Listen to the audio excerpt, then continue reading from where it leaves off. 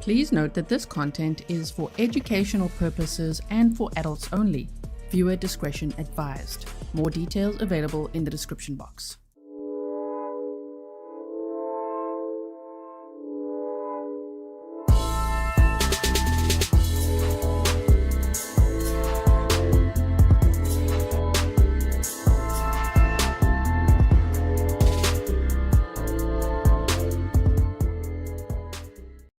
Hello everyone and welcome back to another live stream with me, Grizzly.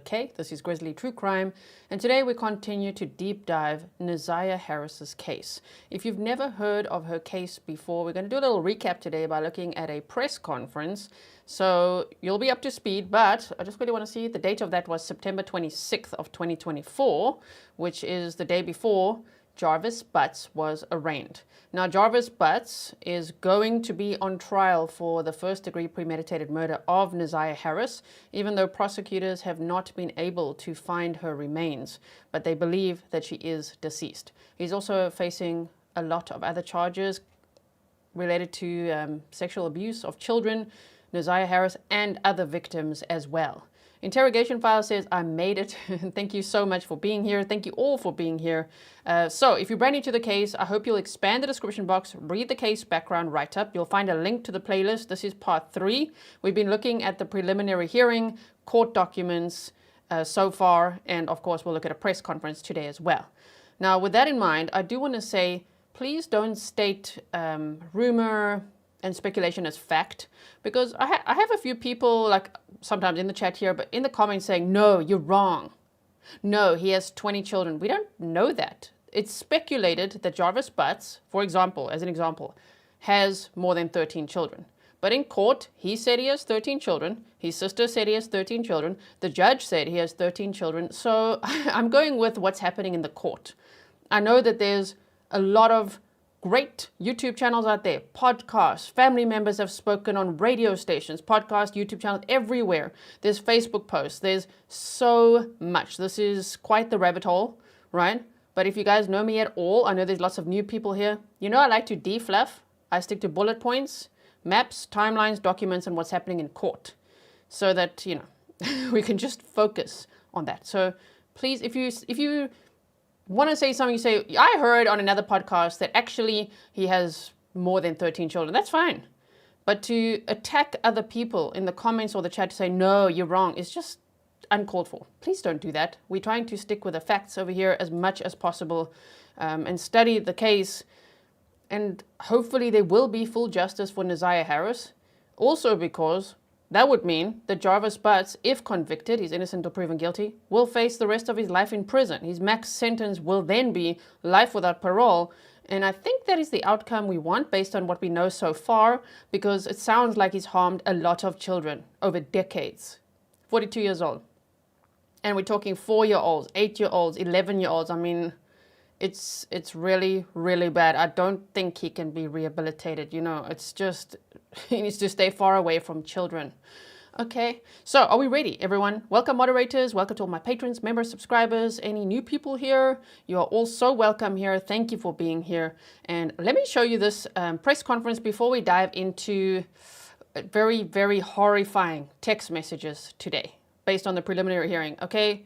We also have we've got part 4 coming up tomorrow where we're going to look at a few more things as well and family members testifying and things like that, okay? So just hang in there for that. But yes, please buckle up today. Please know that this case obviously comes with a trigger warning, but especially this episode today. It's really, really sad to hear those text messages, okay? So I'll give another disclaimer when we start that and trigger warnings and all of that. But I wanted to show you this because it brings us back to, you know, we love watching press conferences together. And so here we're going to see the minute that the investigation changed from, it was a missing persons investigation, and then it became a homicide investigation. And then on September 26th of 2024, then the district attorney announced, the Wayne County Prosecuting Office announced that, yeah, they are arresting Jarvis Butts. And I don't think that many people were surprised, but yet there wasn't that much information out there. So let's quickly listen to this, and then we're going to dive into the next thing. Okay, here we go. Thank you all for coming today. I want to start out this morning by introducing those that stand with me. to my far left, and your right, and who you are? Matthew Makepeace with the SVU unit at Wayne County Prosecutors. Tina Ripley with the SVU unit at Wayne County Prosecutor's Office. Matt and Tina will be trying the case. And good morning, Louisa Papeles. I'm also with the Special Victims Unit, the Deputy Chief. And good morning, Kelly Gleason. I'm the Chief of the Special Victims Unit. Good morning, Chief White. Good morning. This is 22 minutes, and it's got very important information as well, especially if you want a good overview of the case. And in any case, we'd watch the press conferences anyway, right? So 22 minutes. If you've already seen this and you feel like, oh no, then follow the timestamps if you're watching the replay, because I always do timestamps for you so you can just skip to whatever you want to see if you are on the replay crew. For those of you watching live with me, thank you so much. Morning, Lieutenant Amber Roberson, homicide, missing person. Sergeant Shannon Jones, homicide, missing person. Thank you. I have spent decades of my career looking at pictures of murdered people.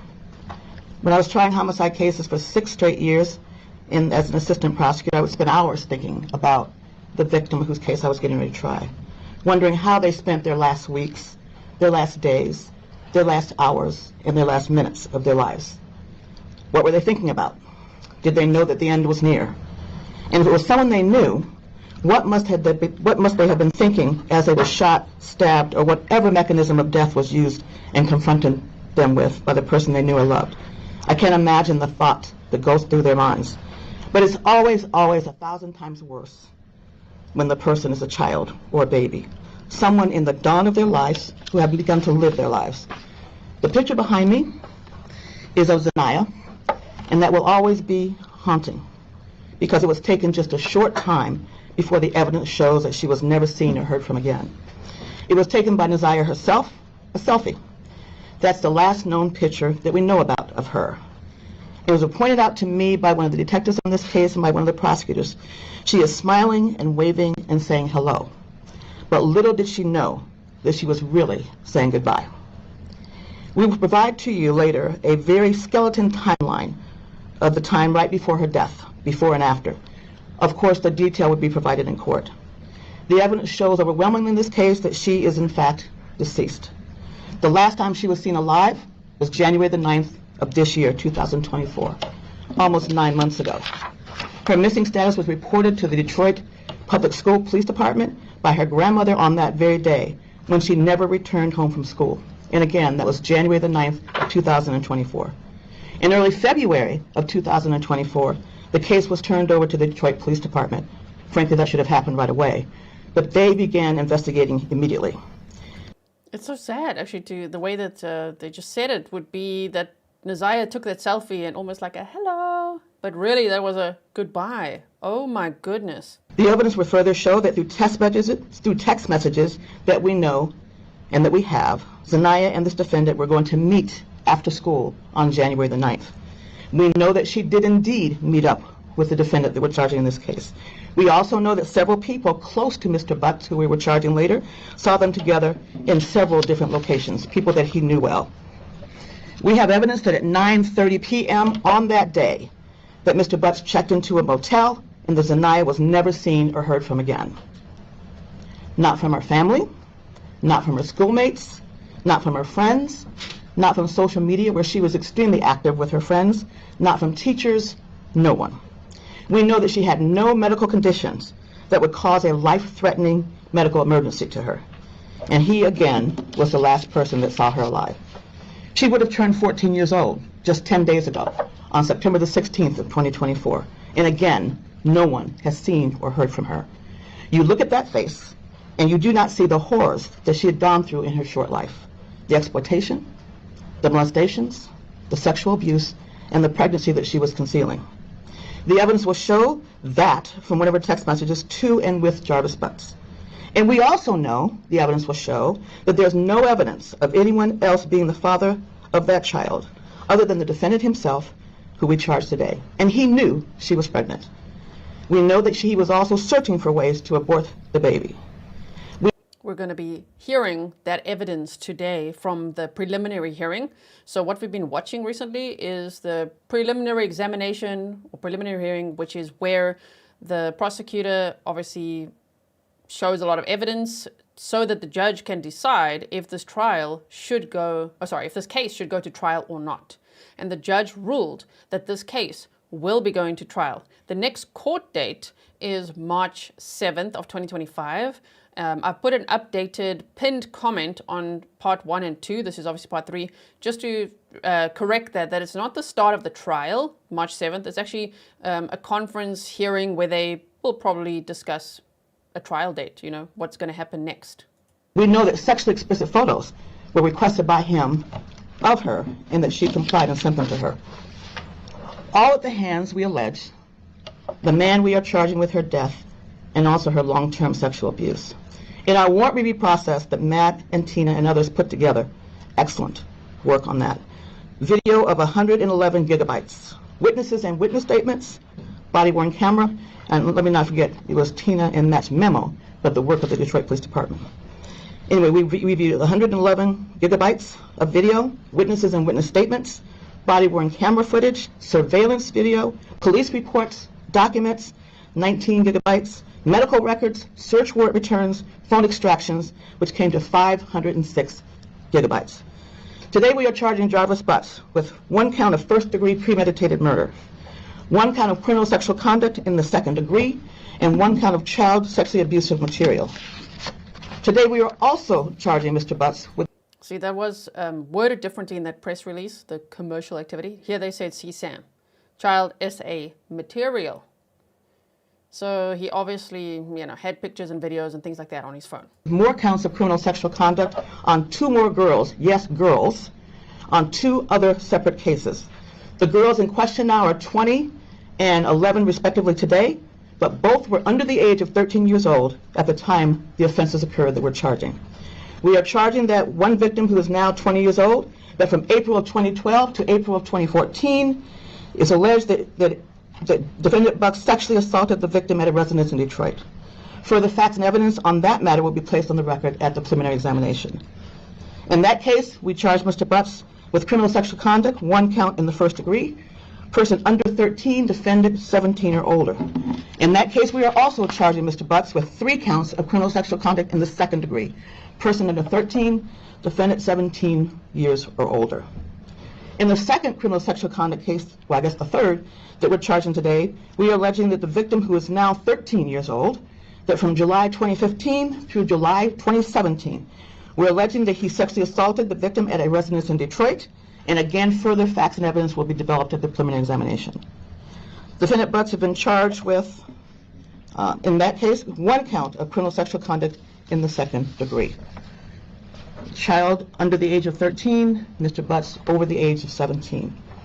Based on all the evidence that I've laid out now and much more that will be shown later in court, based on all of these cases we will present in court, Mr. Butts targeted and befriended women who had to have sexual relationships with their young daughters. You see? Targeted and befriended women with children, usually single moms. Love bombing them, grooming the moms so that he can groom the children. Operating like a typical groomer that we see in so many of these cases, which is really, really sad. He would have relationships with their mothers, but his true desire was to have sex with their young daughters. That's what the evidence will show. He was a classic and expert groomer and pedophile. It's incredibly sad, incredibly unspeakable, and we want to bring justice to her and her family. I have to take this moment to say something to you. And this is not directed at all at Naziah's family, who by all accounts had many in her family that truly loved her. This is directed to everyone else listening to me now. We must be very careful who we let into our hearts and our homes and our lives, especially if you have children. We must be very careful who we have around our children and elders respectively. We must also be very careful who we leave our children with, even if they are in a relationship partners, family, and friends. I'll say that again. Even if they are relationship partners, families, or friends. Life can be hard enough at times, but when it comes to our children, we must be deliberative, we must be diligent, and laser focused on their safety. And sometimes we must make decisions about them and their lives that we may not like and that they may not like, but it's for the betterment of them and their safety and their future. When something doesn't feel right, even if it's just that voice in your head, it usually isn't right. And sometimes when we are attentive and we do everything right by our children, things can still happen and still go very wrong despite our best efforts. This can happen to good watchers of children. But we must always ask ourselves at the end of each and every day, was I right by each member of my household in terms of their safety? Did I do right by my children? Now, of course, Mr. Butts is presumed innocent unless and until he's found guilty on each and every crime and count that we have charged today. Don't you just love this lady? Wayne County Prosecutor Kim Worthy. I mean, she speaks like we do, Grizzlies. She's like laser focus, and always protect your children. Put your children above your romantic interests, because people like this, like we've seen in Madeline Soto's case, like Stefan Stone's, we've seen it in many cases, right? These groomers, like Jarvis Butts, would worm their way into the lives and homes of single moms to get to the children. And then they think, well, he's such a great dad. Like, he's such a great father figure. He's great for the kids. Oh, no. It's so sinister. It doesn't mean everyone is like that. Just be mindful, right? Keep your children safe. Oh, my goodness. This case is so scary. We have been told this morning that the arraignment will be tomorrow, we think at 10:30 a.m. in the morning, but we don't have confirmation of that yet. But the arraignment, we are told, will happen tomorrow morning. Thank you very much. Chief. Okay, we've got about 12 minutes of this left, then we're going to the text messages, okay?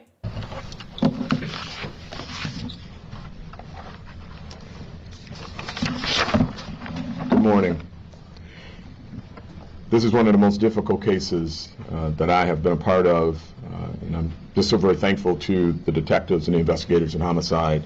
The tragedies that happened to this little girl touches each and every one of us, and unfortunately, she lost her life at the hands of someone who should have been concerned about her safety.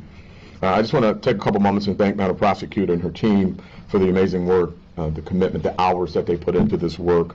I want to thank our major crimes, missing persons, homicide, specifically Sergeant Jones and Lieutenant Amber Roberson. When I tell you the days and hours and the tenacity that they put into this work, it's not often that I'm not surprised by our officers, but when I saw the work and the hours and the time that they put in there, I was absolutely in awe at my weekly briefings and the time that they put into this case. It is not an 8-hour-a-day job. It is it ends when they have to get a couple hours of sleep. And I will tell you, with all the other things going on, this case was always top of mind. Certainly want to thank DPS for their assistance in transferring over some of the information that we were able to get from them with this case. There were a number of people, our community in particular, even our Board of Police Commissioner Tamara Liberty Smith, who was out knocking on doors and passing out flyers, all with a desire to bring this little girl home to her family. Quickly, as the investigation unfolded, the officers realized that was going to be very difficult. Without going into great detail, I will tell you, as the prosecutors indicated, hours and hours and many gigabytes of information and phone records and knocking on doors and pulling video went into this investigation. And sadly, we find ourselves where we are now. But if there's any solace in any of this, is that we take a lesson from this. We make strong and good decisions for our children, keep them out of harm's way. We are not pointing out anything that someone did wrong. We just want to make sure people do a lot more things right. And again, Madam Prosecutor, thank you and your team for the work.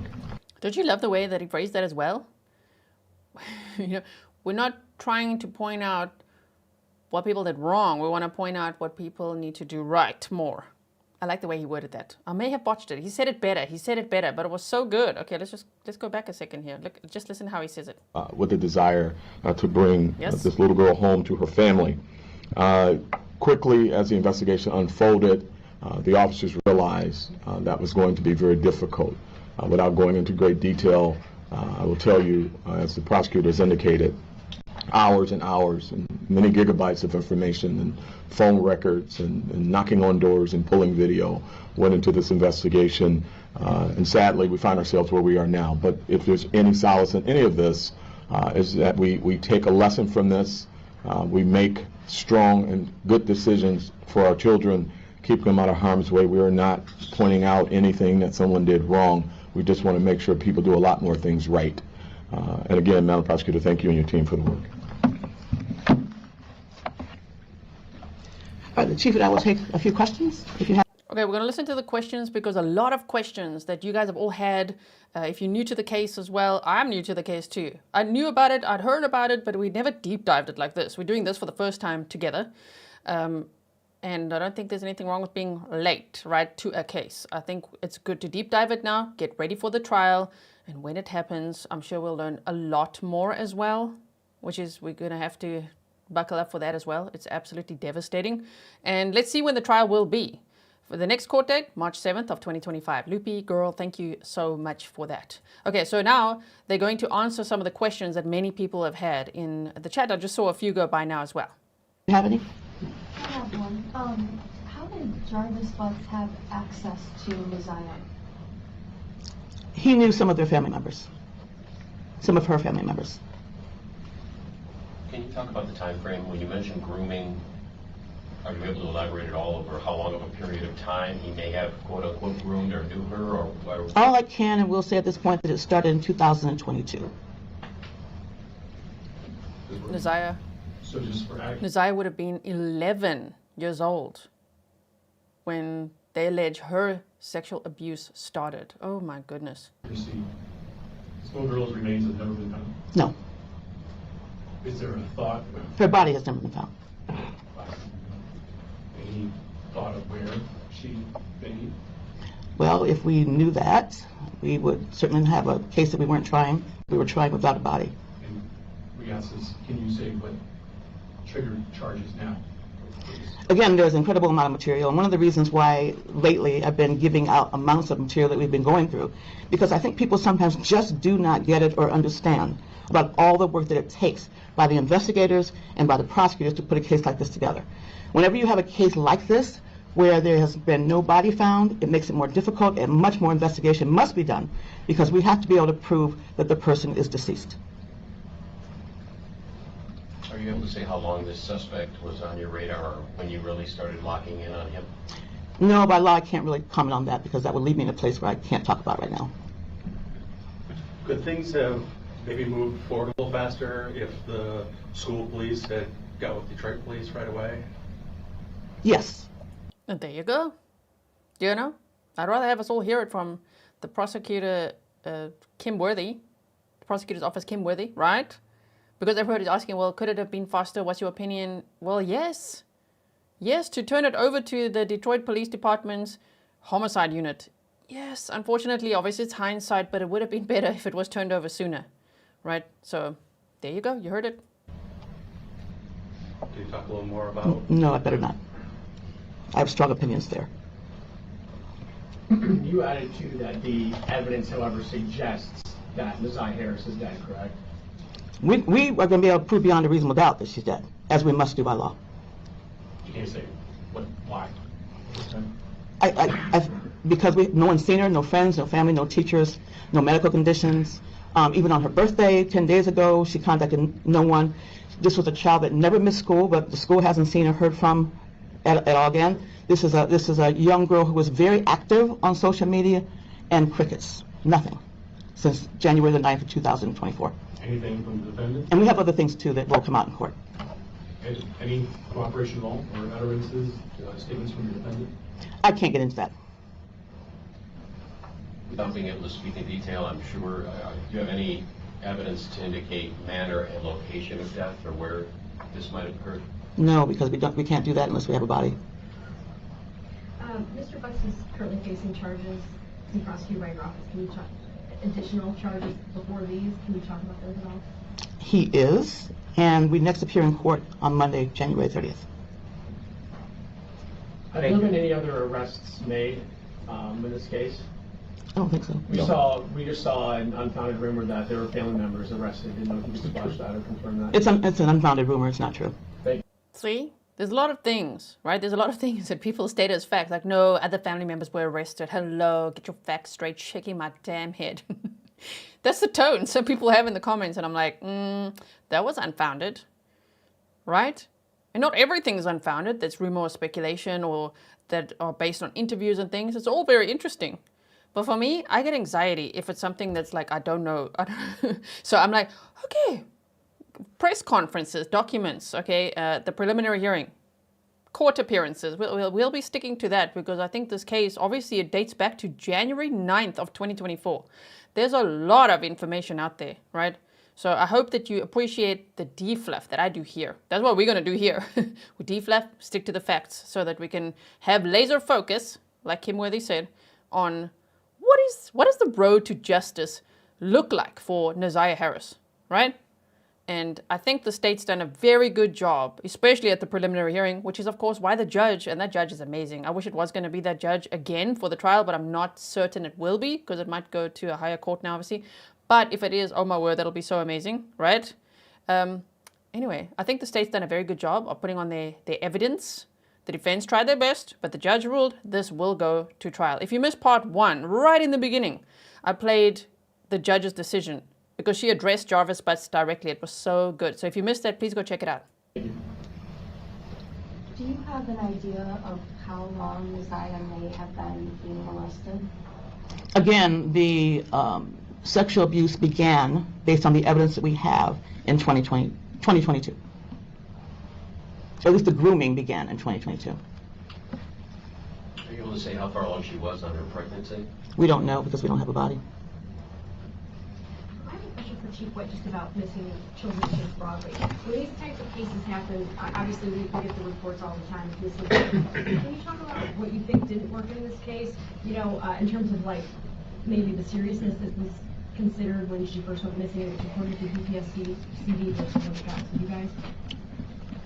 I would much rather have had the case earlier. I don't know if the outcome would have been any different based on some of the things we've learned in the course of the investigation, but we may have had an opportunity to recover even more evidence. But we're pretty confident that the evidence that we have is strong. We know it is, in fact.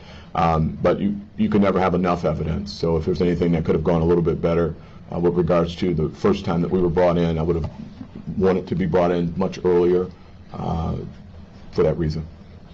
Just a background on Jarvis Butts. What's his age and is he from Detroit? He's 41 years old, from Highland Park, I believe. Yeah. And Chief, as soon as you guys got word of this, you guys were out immediately, right? I think you were even out searching. You guys set up command posts. Yeah, that's correct. I mean, we took over the case after we were briefed. We took charge of the case, and our teams got engaged in it immediately and hit the ground running and didn't look back. Can you talk about, Chief White, or maybe Shannon Jones, Annette's case in connection to the other missing young people, girls, children, what your workload looks like, how you balance those cases, and are able to, the numbers of youth that are missing right now? Yeah, well, we make that public. We put it on our social media pages. There's a number of misinformation, misconceptions about missings. Oftentimes what we have is kids that run away for a day or two. They have a way of investigating these cases. They know the ones that routine runaways, if you will. They still look, they still go out, but there's ways to do it, going to the schools, social media with kids. It's a big benefit to us for our investigations. And they also know when they become serious missings. All missings are serious, but internally there's a title that it has been elevated to a serious missing, and that involves a lot more work and connection with the family. Each time we get a call, we go out to the home, regardless of whether or not it's a person who has run away or a routine runaway or serious missing. We check the home. We have found kids in the home hiding. So it's really complex, and we'll take its own news conference to explain it. I will tell you this, they do a very good job. We've got thousands of kids this year that have been returned home, many of which were runaways, so we don't have a condition where kids are being picked up on the street and kidnapped. We did have an incident a couple years ago where that happened, and the prosecutor charged that person. In fact, they were just recently convicted. So it's a lot that goes into it. We'd be more than happy to sit down and explain our process with you if you want to do something on an aside.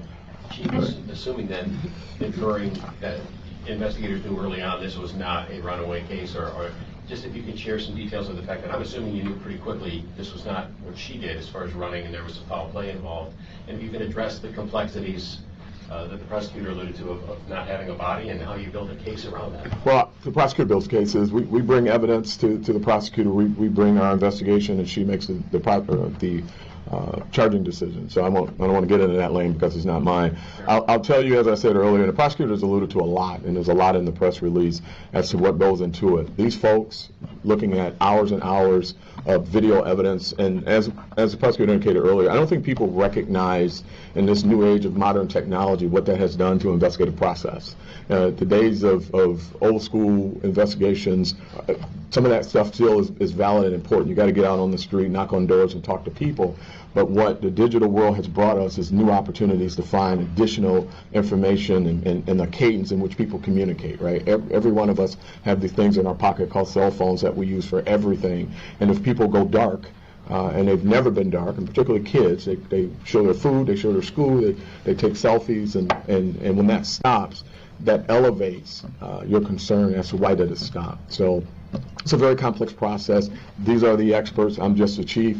But, again, we can sit down and talk to you about it in great detail, but a lot goes into it. And when you're talking about 111 gigabytes of information and text messages and dumping phones and literally going through methodically each one of the pages and the text messages and the communication as to when they stopped and the last word said that should have prompted a response. Maybe it did, maybe it didn't. I can't get into that. All those things elevate your curiosity and brings you into other areas. So it takes a lot more time, but when you get it all right and you pull all the things together, you become as confident as we are now with this case. And we're very, very, very happy that this predator, this child predator, will not be able to hurt any more children and frankly, any more women, because we know that the women were a pathway to the children. That's that. Period. I'm going to stop there before I get in trouble with the prosecutor. 506 gigabytes just from the cell phones. Are there any other people? And that's Google searches, location data, text messages, images, all of that. They've got a lot of information. And this was announced on September 26th of 2024. The preliminary hearing started on January 6th of 2025. So it happened on the 6th, 7th, 8th, and 9th. So we're doing a part 1, 2, 3, 4, and we've been deep diving a lot of it, right?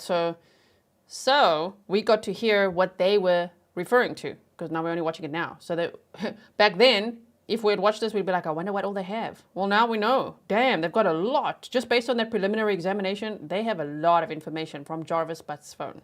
That are close to her family that may be charged? Or? This investigation's over, and we have charged the one single person that's responsible for not only her death, the evidence showed, but also for the sexual assaults that we have charged today. And what are his priors? Do we have those? Oh, I definitely can't go there. I'll lose my law license. Chief, some of Nazia's relatives said they previously had talked to CPS. Sorry, I love the way she answers, oh, I can't go there. I'm going to lose my law license. And when she's like, can't talk on that because I've got strong feelings about that one. Allegations of sexual abuse for Nazia and other kids. Did that ever make it to your office? Is that something that police have investigated before? Yeah, let me just say this, that if anyone that is watching this press conference right now or reads any of the coverage that I'm sure that you will give this, has any reason to believe that they were a victim of his or that they know something else, we certainly welcome them to contact the Detroit Police Department. Mm-hmm. So you can't say if there were any previous reports on that? No. Has Mr. Butts made any admissions at all? We can't talk about that. Thank you. Thank you very much. Thank you. Okay, everyone. So now we all caught up with that press conference.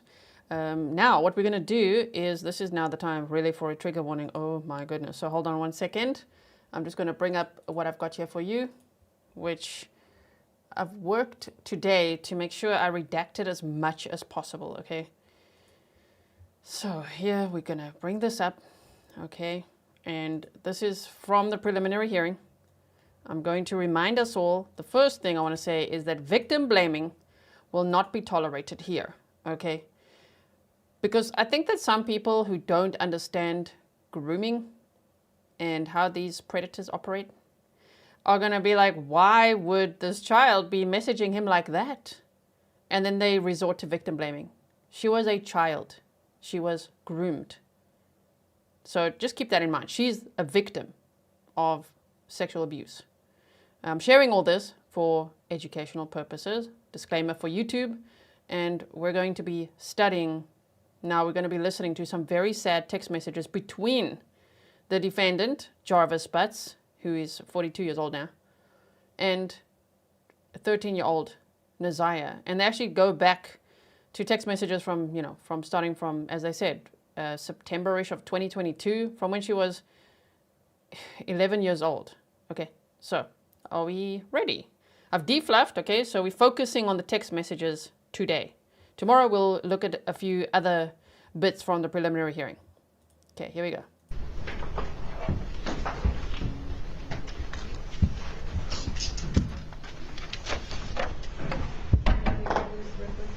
Judge.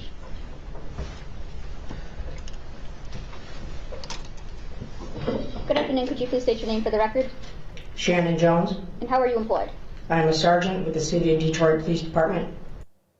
Okay, I do want to also just let you know what I redacted. So when they read the text messages, there are certain swear words, like the F word. I've redacted that. And I've redacted when they, in these text messages, refer to body parts, okay, or things like that. So things that are just way too graphic, in my opinion, to share here, and also to abide by YouTube's community guidelines, of course, as well, but also just to respect the victim, right? So just so that you know what is redacted. So it will just be silent. It'll just be that one word, usually, if, you know, I don't want to give an example. So it'll be, if they say a sentence and it's just silent for a second, it's just a redacted word. But I'll show you when we get to it. We're first just going to hear a little bit about this sergeant. Okay, here we go. And are you assigned to a special unit or division? Yes. And what is that? I'm assigned to homicide, missing persons unit. And how long have you been employed in that role? I've been at missing persons since 2013. And before that, where were you at? Patrol. Okay, and how long were you there? I've been on the department for a total of 24 years. Okay. So throughout the prior years to missing persons, I had various assignments. And what is your role in this case? I'm the officer in charge. What does it mean to be an officer in charge? So I'm in charge of reviewing all the evidence and spearheading the investigations, looking into all the facts and possible suspects and information that's brought to the case and to compile it together. Okay. And what would be some common duties that you would do in partaking those roles? When it comes to missing persons, specifically those type of cases? Yes. So a missing person case, when someone's reported missing, we always go out to the home, search the home, talk to family, and try to get a good timeline of when that person was last seen, their common habits, where they are supposed to be, has any patterns changed, are they not going to school and not going to work. If the investigation leads us to believe that that person may be in danger or that there's something more to just not coming home, then we start pulling different video and try to look into cell phone data or friends or associates of that specific missing. And in particular, have you investigated what would be known as a no-body case before? Yes. Okay, and what does it mean to be a no-body case? That would be a missing person that we have come to the conclusion is a victim of a homicide. However, we were unable to locate or recover the body. Okay, and how does that kind of investigation differ, if at all, from another investigation that you would do? It's a little tougher. You need to go through and kind of be able to show and establish that this person is no longer with us today. When you have a body, it's obvious, then you can come to the conclusion and work your case that way. So on a no-body case, you're trying to find any signs of life, any evidence to show that there might have been some possible danger or some assault that may have happened to this person. Now, I'm sorry, when did you get the case of Annette Harris? So it was first requested to me on February 12th. I received the email, which just kind of asked me to look into the case. It wasn't at our building yet or at our department. I looked into the case and I saw that DPS was initially assigned the case, and I had reached out to Lieutenant Harris from DPS to kind of ask for an update on where they were, kind of see how the case was progressing and any evidence that they may have had. Okay. So after that, how did it come about that you got this case? So after meeting and discussing with Lieutenant Harris and reviewing the different things, it was determined that there had been enough suspicious possible things connected to her being gone. Number one, she's never been missing before. There's been no updates on any of her social media, which is very uncommon for a young child or juvenile. They're addicted to those. There had been a last known contact that she had possibly met somebody, is what we were informed, that there was a text message for her to be picked up, and that would have been the same day that she went missing. So when you first officially received this case, I mean, what is it that you do right off the bat? So this case was a little different because we kind of had to go back. We were already a month behind. She went missing January 9th, and now it's February 12th. We start kind of looking into what has already been done and then what steps I would normally take moving forward. Okay. So what kind of steps do you take moving forward? So once I reviewed the case, and it was determined that the last person that had contact with Neziah was Jarvis Butts, I then started to look into his phone records, his activity, places that he had been. On the 12th, we had determined there was already an analyst that had looked at different records and given us a location out in Ypsilanti.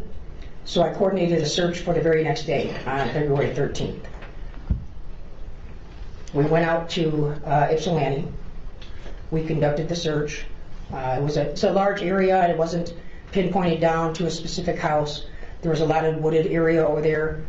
We had multiple teams out there. There was probably over 60 people at one point. We then started going into different businesses to look for different video that we may be able to recover close to the intersection that we believed would be a good starting point in that search area.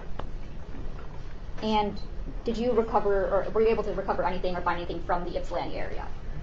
We did find some video that was eventually pulled from a gas station. And what was, I guess, the condition of that video?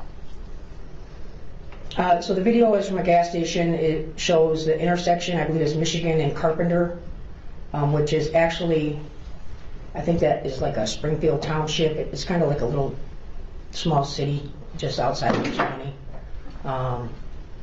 At that point, we didn't know exactly what we're looking for, so we just kind of pulled like the window that we knew the devices were out there, specifically Jarvis Butts' device that was out there. So we kind of just pull all of that video before we lose it. And then as we gather more information, we can kind of go back and look at the video to see if there's something now that we can focus in on what we should look for. Okay. Now that brings up a good point. You said you're a month behind on this investigation. Yes. So that, fair to say, being a month behind would cause you to potentially lose critical pieces of evidence. Yes. Okay, and some of those pieces of evidence, fair to say, could be videos. Correct. Okay. Why would it be that you would be losing those videos? So most video systems, and every business is different.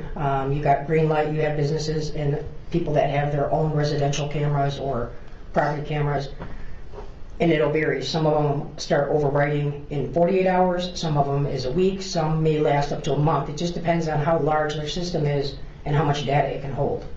And is that a struggle that you encountered in this case? Yes. Okay. And where is it that you encountered that? So there's several cameras and videos throughout the entire route of travel that later in the investigation we were able to identify. But as we identified those locations and went to see if video was still able to be there, it had already been overwritten or was not available. Now, I want to take you back. You did the search in Ypsilanti. Did you do any other searches kind of immediately at that time? Yes. Tell me about one of them. We're going to go through them, but start with one of them. Okay. So after we didn't find anything in Ypsilanti, I kind of got to go backwards a little bit and go back to who we had known was the last contact with her, which was Mr. Butts. So we did a search warrant for his home. Later, I believe it was like later that night, 13th into the 14th, we had kind of worked all the way through.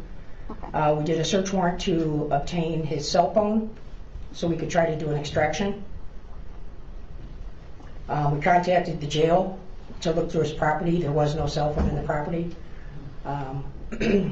We then ordered the jail calls to see if there was any conversations, anybody that he had talked to. We knew that he had turned himself in on February 7th. As we started to listen to those jail calls, there was a call where he had asked his shop partner, Cordell Wright, to retrieve a phone out of a vehicle. We then went and picked up Mr. Wright and brought him down to our headquarters to talk to him about the cell phone. He did confirm, and he acknowledged the phone call. He said that vehicle came up there was a Tahoe, Tashi's vehicle, Tashiana, and that he had looked in the back seat and tried to find where the phone was that Mr. Butts kind of described where he had hid it in this vehicle. He said that he was unable to locate it. So at that point, we then did a workup on Tashiana to find out where she lived, what type of vehicle she had. It matched the description that he kind of described. We did a search warrant for her home in an attempt to locate the cellular device and any other possible evidence that may help us and direct us to where Neziah is. Okay, so I'm going to backtrack. It's actually amazing that they were able to find that phone. Apparently it was hidden in the vehicle behind the back seat or something. He probably stashed it somewhere. But his business partner didn't find it. And yet law enforcement, when they impounded the vehicle, were able to find that phone, which is how they got so much data, which is how they were able to actually charge him because of the overwhelming evidence on the phone, even though he tried to delete a lot, right? Okay. A little bit. You started off with you went to do a search warrant at Mr. Butts' home. Yes. And would that be the one on Wilshire? Yes. Okay. And did you find anything at his house? Yes. And what is it that you found?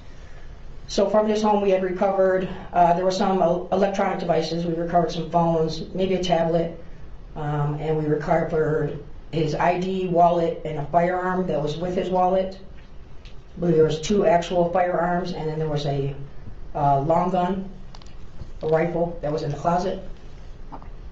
And did that search warrant include a vehicle? Yes. And what kind of vehicle did it include? It included all vehicles that we believe may be associated. At that time, we impounded a Cadillac Escalade. Now, you said at that point you knew that Mr. Butts had turned himself in is it the Wayne County Jail? Yes. And that was back on February 7th of 2024? Correct. And at that time, did you know how long he was serving a sentence for? We had got information that he was possibly going to be there till December. Okay. And that would be completely unrelated to, that sentence is completely unrelated to your investigation? Yes. Okay. And then you said that you had pulled some jail calls, and that's what led you to Cordell Wright. Correct. And that that jail call that you had listened to, that was previously admitted as People's Exhibit 1? Yes. Okay. And that led you to Tashiana Davis? Correct. And then you subsequently executed a search warrant at her house? Correct. And is that on Knapp Street? Yes. Okay. And she had a vehicle there that matched the description that Cordell Wright had given you? Yes. Okay, and would that have been a Chevy Suburban? Yes. Okay. And then you subsequently searched that vehicle? Yes. And what is it that you found in that vehicle? I found in that vehicle a iPhone 11, and it was in the exact area that Mr. Butts had described to his shop partner Cordell, where it would be located. Okay. And that phone, okay, so ultimately, after you do that, what's the next step that you took? Well, we had to identify that was the actual correct phone. It was in the right place, but we still needed to get it to our headquarters and download it. We had the phone there. We made a call to 911 from that phone in order to see what the identification number was to try to verify, so we weren't just taking random phones. It did come back to Jarvis Butts' phone number that we were looking for. The phone was then placed on evidence and taken to our base. And what's the next thing that you did after that? So after that, the phone now is getting processed under the search warrant. Okay. It is given to, was given to Detective Markle, where she processed that. We then continued, we had searched the residence on Wilshire. We had searched Neff. We also executed a search warrant at 9000 Connor. And what's 9000 Connor? 9000 Connor is the location that was identified that Jarvis Butts worked at with his shop partner. Okay. And somebody's asking, shop partner, what did he do for a living? Him and his business partner owned a auto repair shop, so a car repair shop. And that is what they just referred to at that address, 9000 Cornwall Street. This case happened in Detroit, if you guys didn't know. If you're just joining now, wow, trigger warning. I will let you know when it's coming up, but we're going to hear some horrifying text messages today. That's part of the evidence in this case. did you find anything or anything at 9000 Connor? We did take some things as evidence. There was a lot of activity going on, so I had multiple different units from within our homicide squad assisting me with different search warrants that we were executing. I believe it was the Northeast squad actually executed the Connor location search warrant. They were advised of some items to look for, obviously children's clothing. We had been given a description of a Rugrats jacket with a fur hood. We were given the clothing description. At that time, we were told that the shoes were possibly blue and white Nike shoes that we had been looking for. There was an area in the shop, as I review the evidence, photos where there's like children's coloring books and maybe things that when the children are there that they're using. Were any interviews besides the one with Cordell Wright taking place at this time? So at that time, I had interviewed. When we went to Wilshire, we had interviewed the woman that he lives with. I don't know if that's a fiance or girlfriend, but that was Miss Angel. We interviewed her there. Tashiana was in the hospital when we had executed the search warrant at her house. I had had a conversation with her on the phone while we were there. Her children were there. I scheduled an interview for her later. I believe it might have been like the next day or two later that she came down to headquarters. We had interviewed Cordell at that time, and now we're just kind of going through everything that we had at that moment to try to take the next steps. Okay. When about is Mr. Butts interviewed for the first time? Just quickly pausing there, Mystic Angel says, blue and white, thought they found red. Yes, they found one of her shoes out in that wooded area, and they were actually red and black and white, not blue. So she probably had another pair, I would speculate, and maybe the family thought she was wearing that day. I don't know, but they didn't find a blue and white shoe, more red and white. Okay. So he was interviewed, we got it, looked at it on the 12th, the 13th we executed all the search warrants. On the 14th, Mr. Butts, I believe it was the 14th, he was brought down to headquarters, or the 15th. I would have to look. Okay, and that's okay. So it'll be just a couple days after you get the case. Yes. Okay. Based on Mr. Butts' first interview, which your Detective Mays here testify about, did you do anything based off of that interview? So based on that interview, we had obtained the text now, which was turned over to us from DPS, which was the initial, I believe it was like maybe 1 week's worth of text now, so like the very end of December into the 1st of January. So during that interview was when it was asked by Detective Mays and Detective Johnson regarding the text message about meeting to be picked up. Okay. Now, if you know, can you estimate about how many search warrants did you execute? Probably over 20. Throughout the entire, it has to be over 20. Hang in there for the text messages. I just wanted to make sure that you see this part of how they got there. And what kind of searches were done in this case in general? So we searched, as far as like land searches. All kinds. All kinds. Well, we searched Ypsilanti as we did our workup, and we're looking at different locations that Mr. Butts had been to. We identified an area out in Clinton Township that he had gone out to back and forth before, and that was an area that Shannon Harris, his child's mother, had lived at. So this was kind of like a route out there, and there was like a big retention pond out there. So that was another place that we had dive teams come out. We had the helicopter, the cadaver dogs, and we searched out in Clinton Township. As we start breaking down the phone mapping a little bit more on Mr. Butts' phone, it kind of led us to 7 Mile and Berg. And what's out in 7 Mile and Berg? So 7 Mile and Berg, there is a vacant parking lot on the southwest corner. It used to be a golf course. So the entire south side of 7 Mile, from Berg and then heading back east, used to be a golf course, which is now shut down. And then on the other side of Berg, there's a parking lot where it has like a vacant building, which used to be the clubhouse for the golf club. And then right behind that parking lot is the Rouge River. And when's the first time that you get out to 7 Mile and Berg? We went out once. It was probably maybe a couple weeks later that we went out there. We went out there once. I remember it had snowed.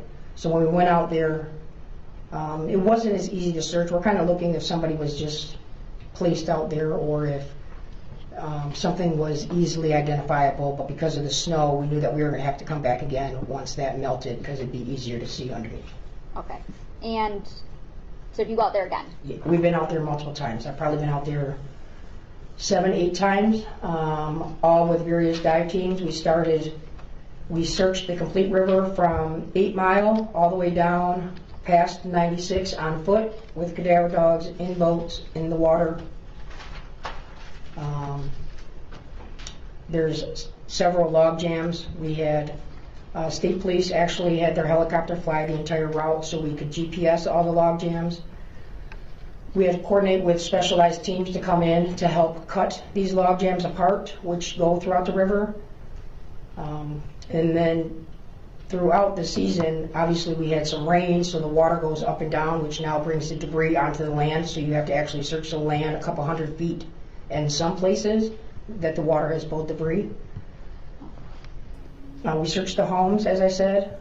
So you can hear, they did do extensive searches in the river, around the riverbeds, in homes around the river as well, everywhere, you know. Yeah, Barbara North said their searches were as thorough as humans can make them. Yeah, so it's great to hear them describing the searches because I know many people had questions as we began to look at this case, like what all did they do? They did a lot. They did their best. Search the vehicles. All right. So when you're out there at 7 Mile and Berg, do you have an idea of what you're looking for? Yes. Okay. And what was the idea of what you're looking for?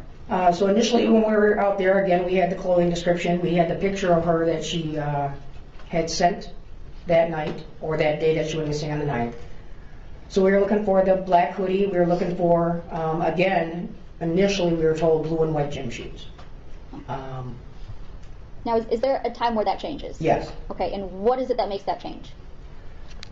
So as we go out to areas and search, when we leave, a lot of times large community groups may go out there, right? And they saw that we were at 7 and Berg, and I know people come out there to help. There was a group that had been out there and they were recording and they saw a pair of Nike shoes, which were the red and black. We were alerted of those on our initial search. It's documented in our river search report.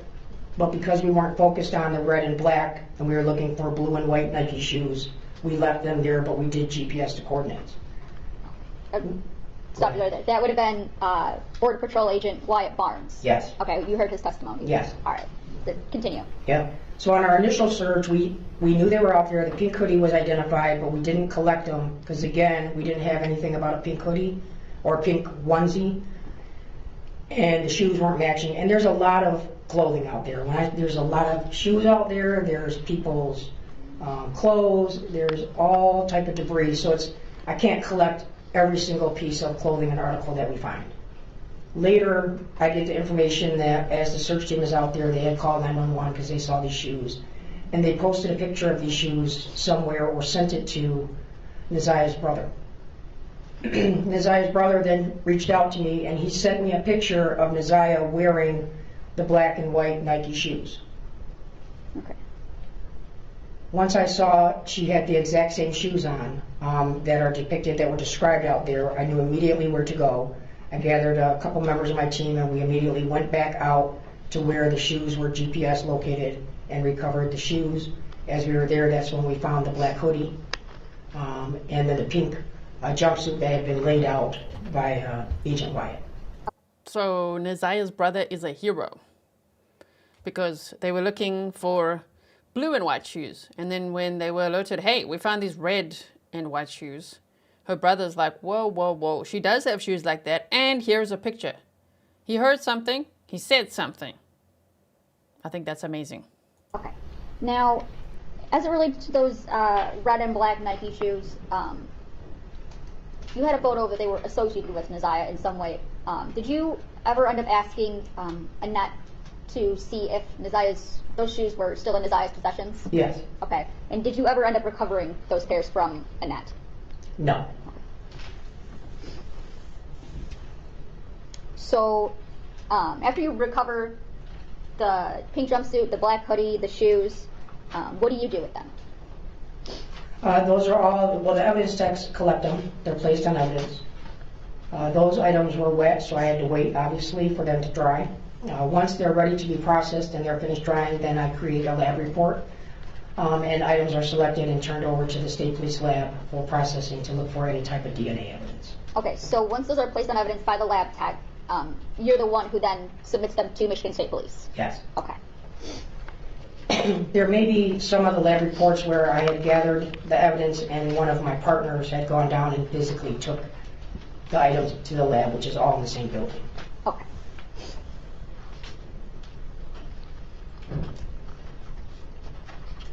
Now, I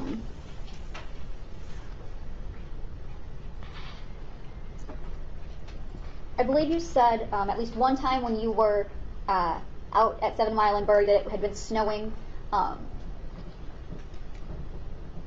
Were you at all, I guess, familiar with kind of the weather back, let's start with back in January 9th? Yeah, so I searched it. There's a weather site where you can search the dates in the cities and what the weather was like. On the 9th into the 10th, it had rained here. If you remember, we had a very mild winter. In 2024, the January months, we had a lot of rain that month, which would have caused, the water levels to rise. So here's a picture of the shoe that they found in that wooded area at 7 Mile and Berg. So you could see there it's red and white with black laces and the black Nike logo as well. So you could see that, right? Danny, DPOC, said in relation to the press conference, when did they find her clothes or shoes? So she was reported missing on January 10th. They said 9th twice now at the press conference too. But from what we've heard from this preliminary hearing, she was reported missing the day after. She didn't return home from school. The last time that she was seen was January 9th of 2024. And then her grandmother, adoptive mother, reported her missing January 10th. It was around mid-March that they actually located the clothing items of 2024. And the press conference we watched today was in September of 2024. So that was months later. So they had found the clothing items, as I say, in March of 2024. And then at some point they had found, I don't know if it was mid-Feb or, I think it was around mid-Feb. They'd found Jarvis Butts' phone because of his call that we heard, a jail call between him and his business partner, right? So they went to impound the Cadillac. They found his phone hidden in it. And so there they were able to start analyzing the data. And as they said at the press conference, that takes time. So if they found that like mid-Feb, March, April, May, June, July, August, September, 7 months later, there they charged him with first-degree murder and all the other charges as well. So I hope that that helps, right? Okay, so let's continue. As far as I know, they found one shoe. Oh, there's actually the picture here. Let me just quickly see if I can download this image. Then I can show you this one as well. Oh, okay, hold on. Here's probably the picture that her brother showed them. I'm speculating because I don't know. I don't have 100% confirmation that this is the picture that her brother showed them, but here it is, okay? Sorry, that's a bit blurry, but there we go. Okay, So let's keep listening. Oh. Now, is there, did you interview a Tijuana Butts? Yes. Tell me how that came about. Tijuana actually reached out to me. Shannon Harris had reached out to me. She had had a conversation with Tijuana. She asked if it was okay for her to give her my phone number. I told her that that was fine. She gave me a call. She said that she was the sister of Jarvis Butts, and that she was concerned that she may have seen Isaiah but wasn't sure on the date and if she could come down and talk. Okay, and that's all what she had testified to that you had heard? Yes. Okay. Now, when you also heard that... Sorry, I'm going to pause again. Kerry says they found both left and right shoes out there day 1 or 2. I remember that's in the back of my mind. Unfortunately, at the front of my mind is all the articles I read where they talked about one shoe and they showed the image of this one shoe. So, but if I look at the pictures, it does look like both shoes were found. So, Kerry, you're probably right. You're probably right. They found both left and right shoes out there that day. Day 1 or 2, the CSI said. Thank you so much. And then they also found that pink jumpsuit and a black hoodie. And there were like earphones in the pocket as well. Okay. She had given Detroit police consent to look at her phone locations and perform a phone extraction. Yes. And that Detective Sarah Markle is actually the one who performed that extraction. Yes. Okay. Did you yourself look at the phone location data that was on Tijuana's phone? Yes, so even before we extracted the phone, when she was in there in the interview, she had given me consent to look at her phone. She wasn't quite sure how to get to the locations. She had Google on her phone. So we went to the Google Maps, went to her timeline, and then specifically clicked on January 9th to see if it showed her route. When we got to the January 9th date, it was confirmed that that is the date that she was at 9000 Connor. And it helped us with the timeline of when she was there compared to when we know Mr. Butts left that location to head out to Ypsilanti on the 9th. And you got a chance to go through, you sent a search warrant to Google for it, right? Yes. Okay, and you got a chance to go through that search warrant return? Yes. Okay, and that's the that's the Gmail account that would be associated with Mr. Butts. Correct. Yes, this contains jarvisbutts82 at gmail.com, which was his Google subscriber information. And okay, so they're starting to talk about the extraction, they celebrate data from his phone. So now would come the time for the trigger warning. These messages, first they're going to read some Google searches and things like that, and then they're going to get to the text messages between Jarvis Butts and Annette Harris. So as I say over here, victim blaming will not be tolerated. We will be deleting those comments because we don't do that over here, especially not a child victim of SA and of a groomer and a serial predator.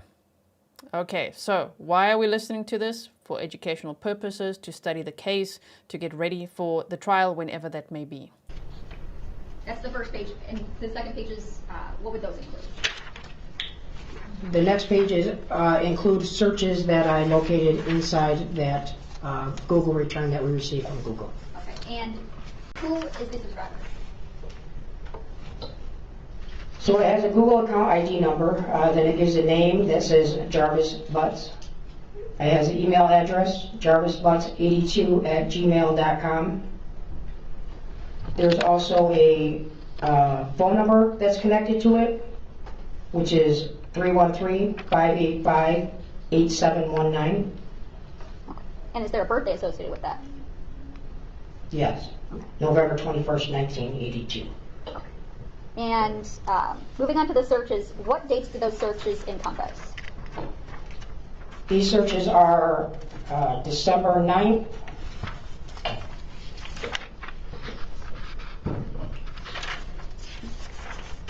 of what year? Yep, December 9th, 10th, and 11th of 2023. Okay, and it's fair to say that those are the entirety of all of the searches from those days? It is not all of them, no. Those are just select ones from the Google return? Yes. All right. Starting. And what do we always say? Uncle Google's gonna get you. Or Safari, or Grok, or whatever it is. It's gonna get you. With December 9th, tell me which ones that we have in that exhibit. So the first, you want me to read the ones that are just highlighted, or you want me to start at the top of here? Just start with the ones that are highlighted. Yep, so this search was December 9th, 2023 at 3:32 UTC time. So you would actually have to subtract 5 hours, which would make it the night of December 8th. And the site is, what's visited, it's Drink Me and Abort Your Baby, the Herbal Abortion Tea by Maya. Okay. And what about the next one after that?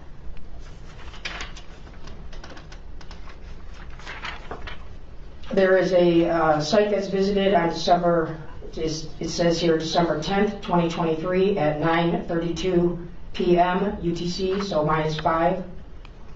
And the site visited is plannedparenthood.org/learn/abortion/the abortion pill.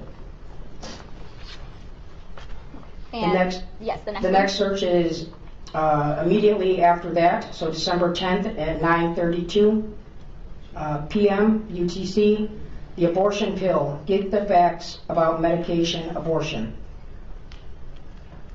There is a search that was conducted before that on December 10th, 2023 at 9:31 p.m.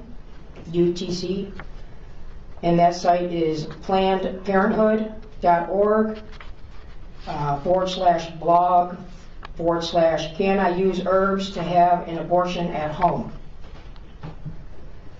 And the next one is December 10th, 2023 at 9:31 p.m. UTC.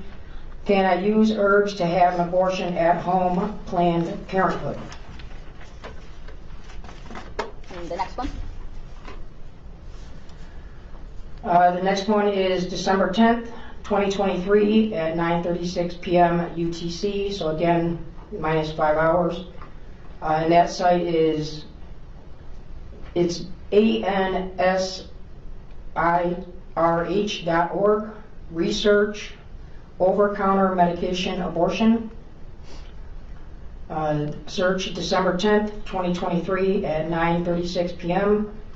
over-the-counter medication abortion, and that's from that same place before, ANSIRH. December 10th, 2023 at 9:32. Planned Parenthood, abortion, the abortion pill, how do I have an abortion using only misoprostol, misoprostol. The next search, December 10th, 2023 at 9:32. Planned Parenthood, learn abortion, the abortion pill. So it's like the same, back and forth to the same site. On December 11th at 11:43 p.m. UTC, so -5 hours, specifically is searched is, can I drink red antifreeze? Again, that same item is searched again right after the same time, 11:43 on December 11th, 2023. Now, in that phone extraction that you went through with Mr. Butts, that Detective Marple had admitted, were you able to go through, and I know you had mentioned there was a Text Now app and Text Now phone numbers that have been associated with Neziah. Yes. When you went through Mr. Butts' phone extraction, did you find any of Neziah's Text Now numbers? Yes. Okay. Do you recall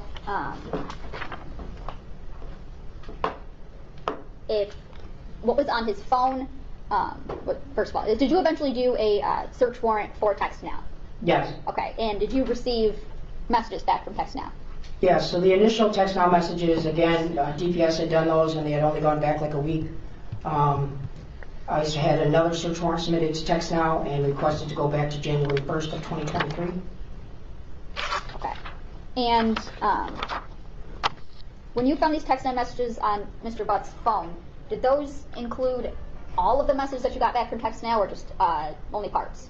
It's all the messages through TextNow that were to that number that was assigned that Naziah was using on TextNow. That's what you got back from TextNow? Yes. But I'm talking about on Mr. Butts' phone. Oh, Mr. Butts' phone specifically was just the messages from TextNow between him and Naziah. Okay, and did it include everything that you received back from TextNow, or? No. Okay.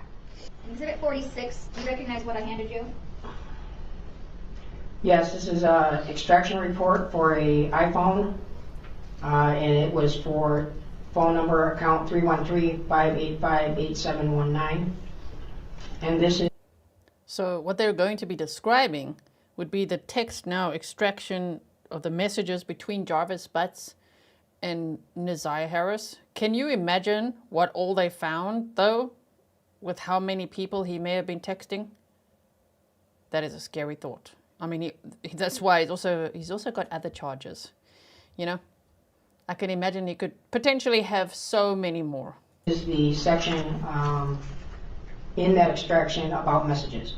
Okay. Now, on Mr. Butts' phone, after that January 9th text to Naziah saying, okay, was there any other texts to Naziah's number after that date? From Mr. Butts' phone? Yes. No. Okay. There was no... I mean, that's another thing that he did, which is completely suspicious of, like, oh, he's talking to Naziah every day, but suddenly after January 9th, no more messages. No more messages between the two phones. He's not reaching out. He's not trying to call her. He's not looking for her. I mean, that's a huge red flag, obviously, right? Attempts to reach Naziah's number on Mr. Butts' phone. There was no contact between Mr. Butts' phone and the TextNow number after that. Okay. And in your role in this case, did you go through Naziah's kind of social media records and things like that? Yes. Okay. And since January 9th, 2024, have you been able to find anything as it relates, anything from Naziah Harris on social media? No.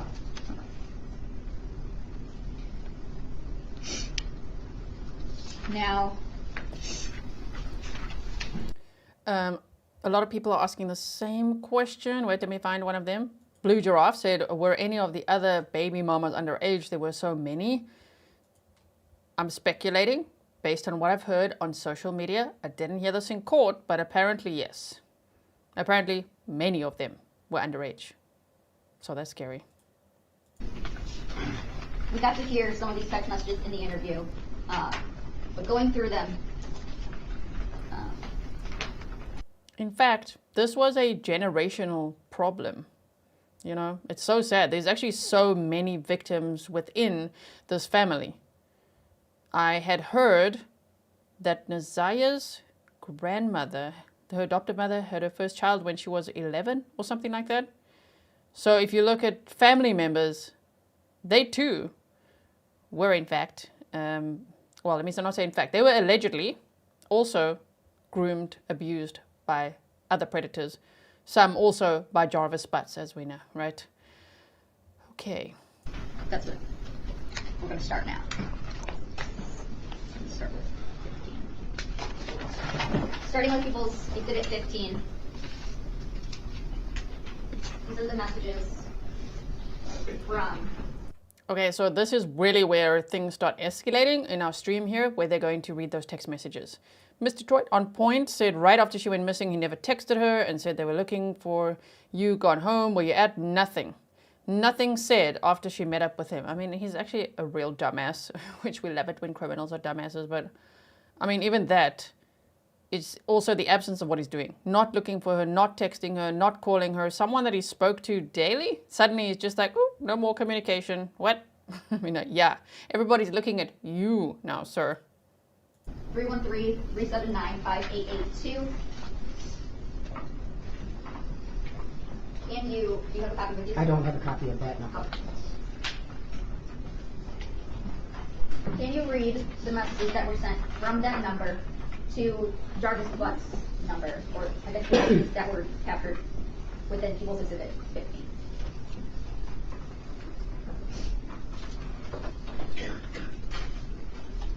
So, including the dates and approximate times. Okay, wait. I know someone's going to ask, wait, did she change her outfit? Yeah, so I got to update my banner because it's the next day. So I have taken the preliminary hearing footage from January 8th and 9th and combined where they talk about the text messages so that we can focus on that for this stream today.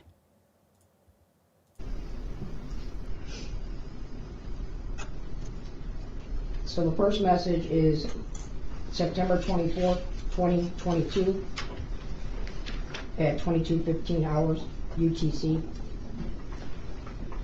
She says, "Bald head Janiyah, come here."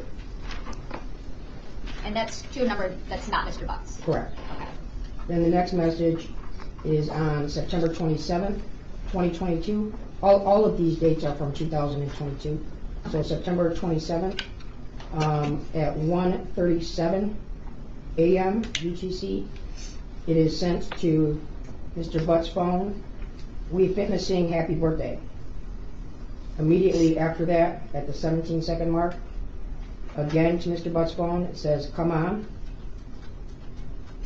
On that date, September 27th at 1:52 a.m., another message is sent to Butts' phone asking, "You okay?" September 27, 2022, 1:54 a.m., she sent a message, "Where are we doing it at your choice?" Immediately following that text, a message is received to Neziah, to this text now number, from Mr. Butts' phone that says, "You tell me." 9:27, 1:55 a.m.,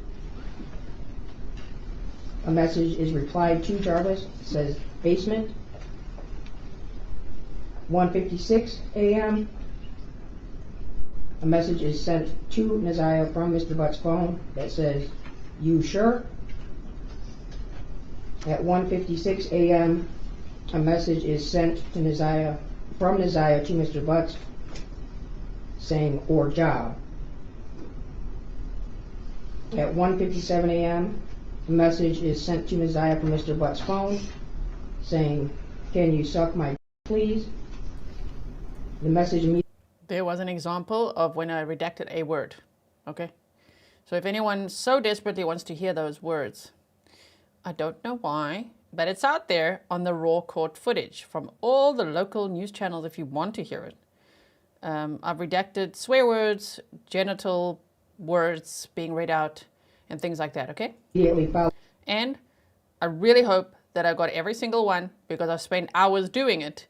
But if there's for any reason, in the unlikely event that one word is said, I am so sorry because I really tried my best to make sure that it's all, those words are redacted for us. Following that, from Mr. Butts' phone to Neziah, and make sure you erase the messages.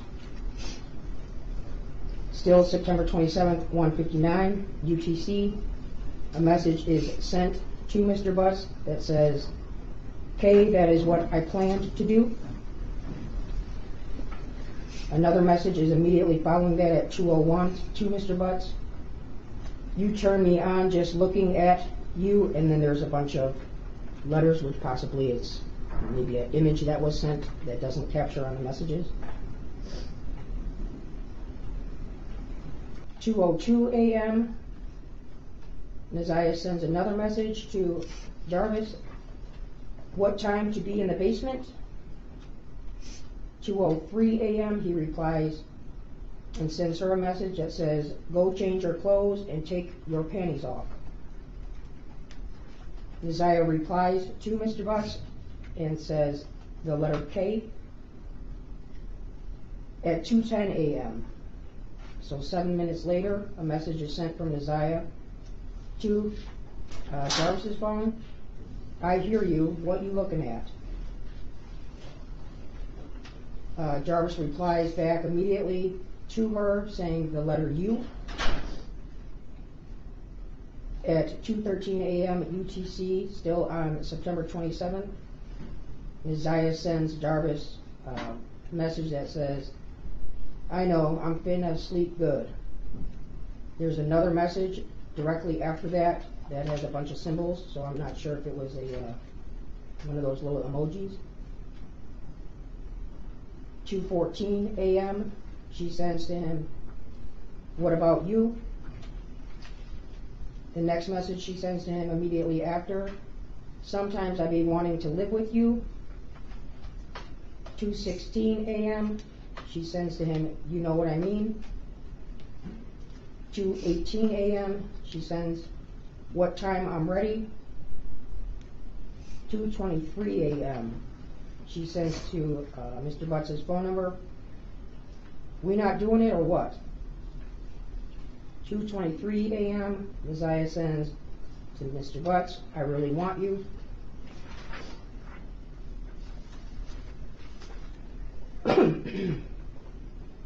This is still on the same day, September 27th, 2022. This is now 2:23 a.m. UTC time. Mr. Butts replies to Isaiah, yes. 2:24 a.m. Isaiah sends, pull your car down the street and come back, I'll be waiting. 2:25 a.m. Jarvis's phone replies back to her, come ride with me and Nye, N-I-Y. 2:25 a.m. she replies, did they say I can come? At 2:30 UTC, she sends him a message that says, I'm sorry but love you. 2:30 UTC, he immediately replies back, come on. 2:31, Isaiah replies, I can't, I'm going to get in trouble. The next message is at 2:35. She sends, when you come back, drop Nye off, pull your car down the street, and I'll come in the base, I'll be waiting. Then immediately after that, she sends, basement, please. Jarvis replies, okay. At 2:40, Jarvis replies, you in the basement yet? Immediately after that, Isaiah replies back, yeah. Now we are the next day being, it's now September 28th. Okay, so if you've never heard these before, now you know what I mean, right? Big trigger warning. Absolutely devastating. Jenny Lynn said earlier, children, wait, how did you word it? Children go where they feel love. He knew exactly what he was doing. Grooming, mofo, I will say. Yes. Right? Oh my goodness. He is in the courtroom. Rachel D says, is he in the courtroom? Here and there, hardly. They hardly pan to him, but at some points they did. And obviously he's got his mask on and just hanging his head.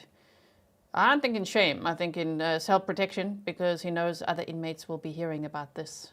And there's rumors that he's already been attacked pretty bad. Okay. 2:28 a.m. UTC, she sends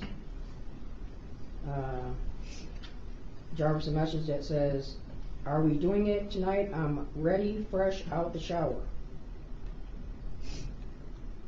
The next message is a reply from him to her. Well, this is September 30th now at 1:25 a.m. UTC. He replies, yo. September 30th, 2:59, she replies, you coming over? She then sends another message directly after that, don't have school. At 3:07, a reply is received to Isaiah from Jarvis saying, yep. She then replies, K, we'll be waiting.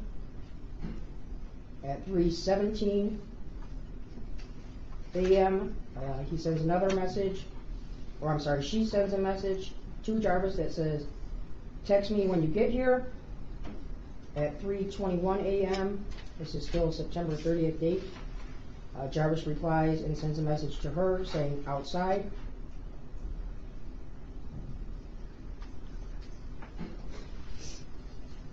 Now we have skipped to September 30th, but it is now on here at 23:13 hours UTC. She sends a message to Jarvis saying, "Hey boo, you coming over?" The next message is now October 1st, 2022, 1:51 UTC.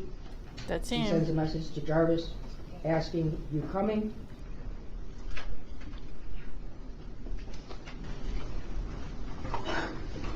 And are there any other messages to Jarvis after that? Mr. Butts' phone? No. Okay. And now, do those indicate whether or not they were deleted? Yes. Okay. And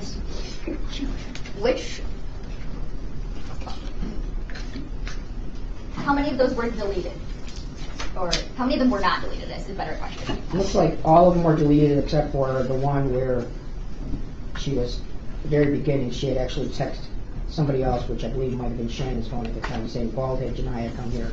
But all the messages between the 8719, which is Jarvis's number, are marked on here as deleted except, let's see.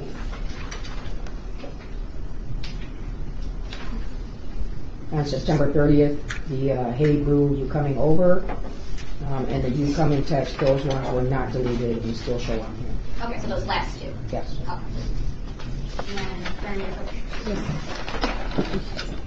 Now, going through people's Exhibit 16 messages as it relates to the 231-743-3137. Oh, I'm sorry. Before that, without telling us Uzziah's actual birthday, in September 24th, 2022, what age had Uzziah just turned? In 22, yes. She would have just turned 12. Now, do you have a set of these the messages from the 231 number? Yes. Okay. Now I want to go through those. So, based on the text message evidence that investigators found, it is alleged that Uzziah was groomed and sexually abused from when she was 11 years old by Jarvis Butts. Okay, so that's why he has those charges as well as first-degree premeditated murder. And there are sections that are highlighted, and I want to follow along. What is the first message that is sent? It is sent on March 4th, 2023 at 23:35 UTC. It's sent to Jarvis's 8719 number, and it says, "It's me, Uzziah." Okay, and just for clarification purposes, all the messages within this exhibit are sent to Jarvis's 8719 number? Yes. Okay.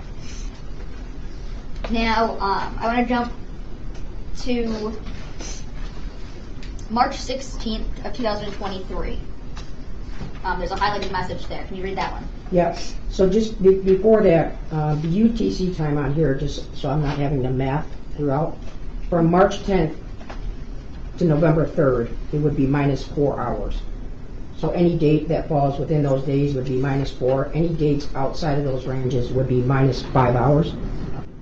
But I'm going to read it off of here with the time is stamped and date. Okay, you said that's March 10th through November 3rd.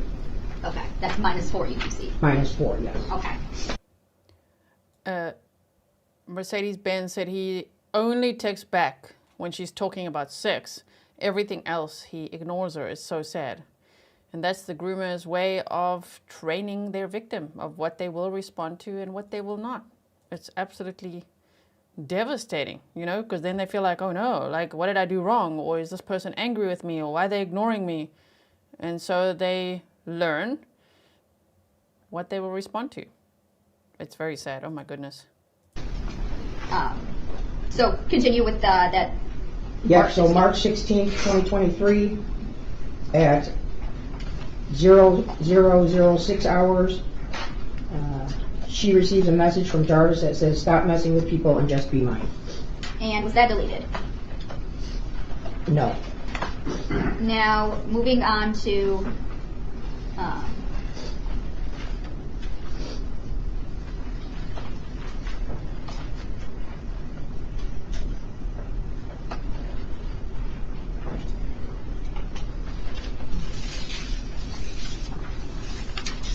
Moving on to May 3rd, 2023. There's a set of highlighted messages. Can you read those? Yeah, so these messages are May 3rd, 2023, starting at 15:06. Jarvis sends a message that says, "I'm coming to get you." Immediately after, Neziah replies, "What you mean?" Jarvis then replies to her, "You heard me." Immediately after that, Neziah replies to Jarvis, "You can't do that." Then sends another message immediately after, which is now still 15:07 hours, that says, "I'm finna go to lunch, love you." And were any of those messages deleted? No. Now moving to May 30th of 2023. Denise says all she wanted was love and attention. He's a monster and he's very sick to take advantage of this child and others. But yes, Cheryl McDonald said, sad part is this happens all over this country. That's why I like to talk about cases that, of course, you guys are all requesting, but especially when there's lessons involved, you know, where we can spotlight something that highlights an issue that people can learn from, right? And this, yeah, as you say, this happens all over the world, not even the country. Obviously, I'm based in Switzerland. I'm South African, if you guys didn't know, if you're new here. It happens all over the world. So I think it's important to learn from cases like this. And yes, children absolutely need to be protected, especially now with so many of them having phones and social media. I mean, it's horrible what goes on social media, and we've talked about that a lot on my channel as well, if you want to find some of those episodes. May 30th, 2023 at 13:01 hours, she sends a message to Jarvis that says, "I miss you." At 13:02 hours, he replies back, the letters IMU, and then the number 2. And were either of those deleted? No. And what about starting with May 31st of 2023? May 31st, 2023, this is at 13:37 hours. He sends her a message that says, "I can't stop thinking about you either." The next message then goes and starts is now June 5th, 2023 at 11:59 p.m., well, 11:59 UTC. She sends a message to Jarvis, "Hey, you may think I'm ignoring you, but I'm not. My phone broke." At 12 o'clock, another message is sent, "So I will text you off this number." At 12:01, same date, she sends him a message, "Are you mad at me?" At 12:01, he replies back to her, "Yes." At 12:02, she replies back the letter Y. At 12:03, she sends, "Please don't be mad." At 12:04, she sends, "Can you tell me why you mad at me, yes or no?" At 12:05, he replies to her saying, "I haven't seen or talked to you." Okay, now there's, well, first, were any of those deleted? Isn't that so sad? She's like, "Are you mad at me?" He just replies, "Yes." Why? Why are you mad at me?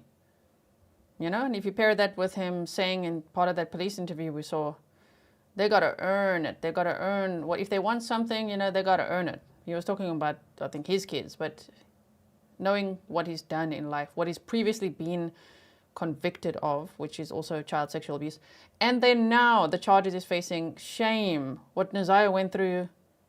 It's like it brings up, you know, almost like this panic in her. It sounds like, no, don't abandon me. What did I do wrong? Are you going to leave me? What's happening? Almost like she'd do anything then, right, to get him back. And that's the problem. That's the cycle that he wants. He wants that control. He wants that power over this child. And just remember, she was 11 and 12 at this time, between 11 and 13 when these text messages are being read. This guy was between 41 and 42, you know? So at this point, this was what, March, they just talked about around June of 2023. So a 40-year-old man talking to a 12-year-old girl this way, okay? In case you didn't know that. That perspective is so horrifying. And it happens so much, as I say, on social media. We recently looked at a case out of Florida. The guy was actually arrested in Georgia. A hospice care doctor who was coercing children online to harm themselves. One lost their life because he would get off on that, on them, watching them harm themselves, you know? Oh my goodness. So yeah, social media safety is also one of those things we talk about a lot because, yeah, children need to know. This channel is for adults only, but hopefully adults can, if they didn't know how bad it can be, yeah, these cases highlight that, right?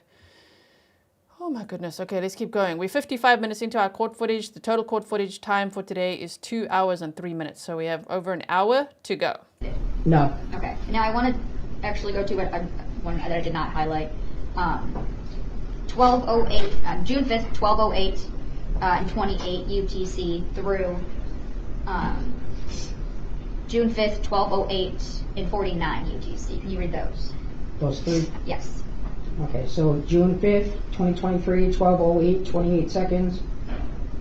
He sends her a message with the letters WYA at 12:08, 35 seconds. She replies, school. 12:08, 49. He sends her a message that says, I'm at your house. And now,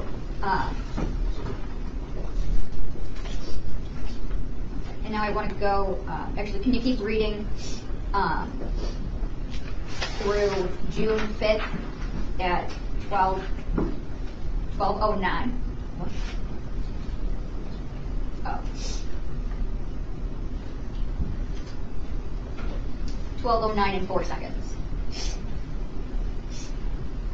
So the next, so just one more message down? Yeah, just keep reading it. Okay. 12:08, June 5th, he had sent to her, I'm at your house. At 12:09 and 4 seconds, she says, damn, we was just. Then immediately after that is another text that says, there. Then at 12:11, she sends him, you bet not be in my room. At 12:12, she sends, I need another phone. At 12:13, she sends, I miss you. At 12:14, he sends her a message that says, I stole your panties. Okay. And now, were any of those messages deleted? No. Now I want to go to June 16th. There's some highlighted messages there. Lindsay says, who was he to her again? So he was dating her aunt and had 5 children with her aunt, and was allegedly also hooking up with the aunt's twin sister and other people. He was engaged to other people and all that. So he had access to her. Maybe that would be the question. How did he have access to her? From her family members having him around. Because I would speculate that he love bombed the family members, even though they knew that he was a registered S offender. Maybe the way that these predators work, he would have said, well, that was back then. I made a mistake. I'm a new man now. And they thought he was really good with their children. Meanwhile, he wasn't really good with their children, and definitely not with Neziah, right? Yeah, that's a good way to put it. You said he was her auntie's on-again, off-again biological father of her 5 kids. Yes. June 16, 2023, at 2:50 a.m. and 25 seconds, she sends to Jarvis, didn't I make you come faster than ever? On June 17th, at 8:59 and 06 seconds, she sends to Jarvis, I'm sorry for making you mad, but do you ever think how I feel knowing that I can't have you to myself, but you have me to yourself, and no, I'm not seeing anybody else, I swear. And were either of those... And there you can hear the sounds of, yes, a predator, groomer, all of that, and coercive control. You know, like but you have me all to yourself. But like, don't you, she's saying to him, don't you realize how it makes me feel? Like I can't have you to myself. Shame. She was 12 years old. He was a 40-year-old man. No. Now I want you to go down on the page to June 23rd. And there's a set that are highlighted. Yes. June 23rd, 2023 at 23:54 hours, she sends a message to Jarvis, the letter U, then you going to hit it from the back again with question marks. At the next day, which is now June 24th at 19:11 hours, he sends her a message that says, send me some pictures, please.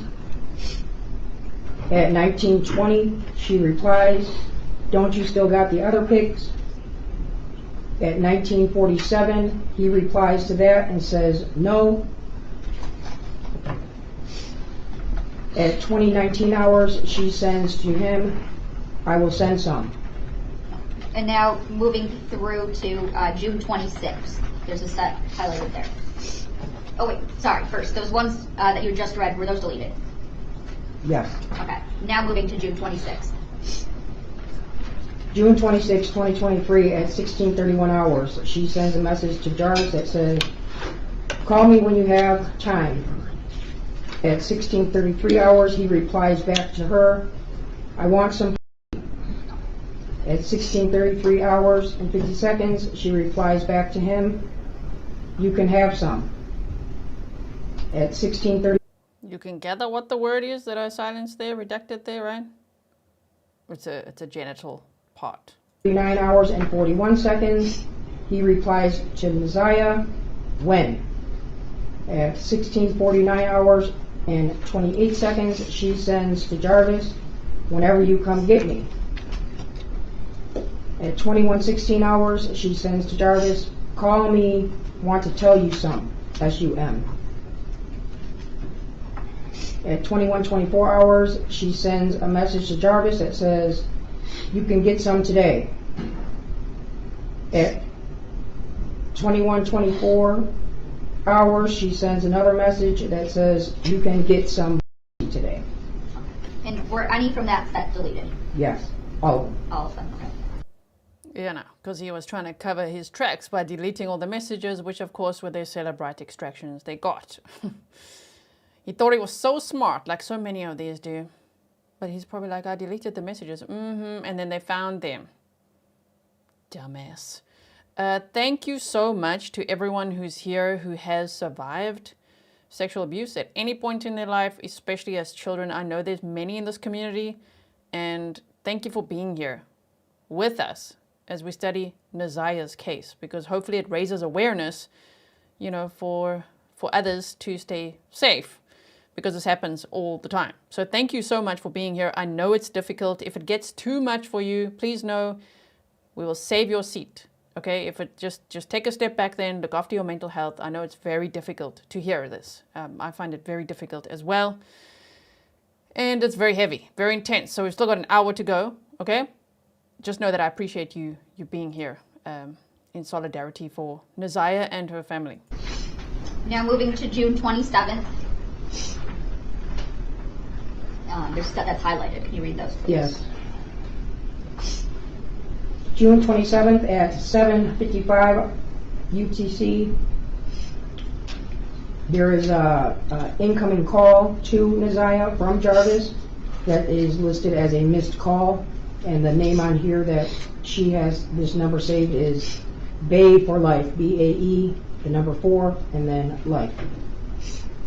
Then at 7:56, he sends her a text that says, are you naked yet? At 7:58, she replies to him and says, no, I don't want to get naked. At 7:59, she replies, are you mad that I didn't get naked? At 8:01 hours, he sends to her, I used to you telling me no. At 8:06, still on June 27th, he sends her a message that says, I'm sorry, she sends him a message that says, "Come on, babe, I'm sorry, just not in the mood right now, I'm sorry." Okay, and were those messages deleted? So he played the victim there. Did you hear that? He's like, oh, it's whatever, I'm used to you saying no to me. He says, get naked. She says, I don't want to. And then after that, immediately you see that, are you mad at me? Sorry, not in the mood, don't want to.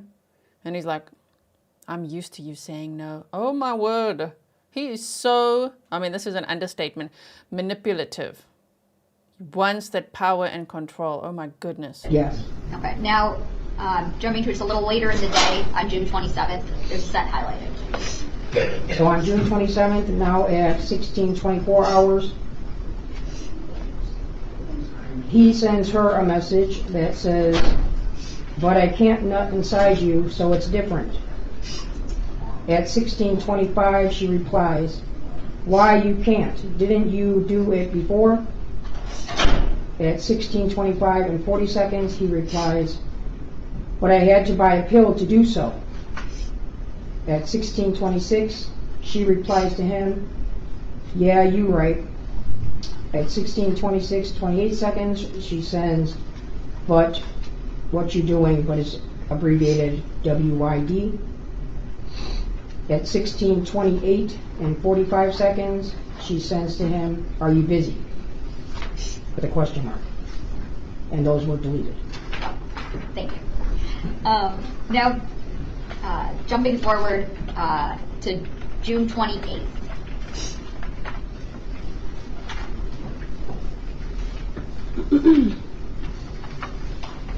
On June 28th, so this next set in here, they're all sent from Neziah to Jarvis. Yes. And they start at 17:10 on June 28th, 2023. And it starts off as, "Bae, I didn't go see nobody. I swear I came straight back." At 17:11, "My friend lived right down the street. She didn't answer, so I came back and went to sleep." The next message, "Bae, please, I'm sorry." Immediately after that, she sends, "I didn't sneak out for nobody. I swear." 17:12, 58 seconds, she sends, "I know you having a rough day, but I swear I'm not lying." At 17:14, she sends, "Babe, please, I swear I didn't go see no niggas." 17:14, she sends, "I don't talk to nobody but you." 17:15. And all this time, she's sending all these messages and he's giving her the cold shoulder. He wants her to suffer. He wants her to feel bad so that he can get more and more control over her. She sends, "I was only out for 5 or 10 minutes. I came straight back." 17:15 and 56 seconds. "You didn't respond to none of my messages, so I thought you was asleep, so I went to sleep." 17:17. "Why won't you believe anything I tell you? I'm not like other girls. There is no need for me to lie to you." 17:18. "You said I'm all yours, but you acting like it. You are overthinking it. I just want to be yours."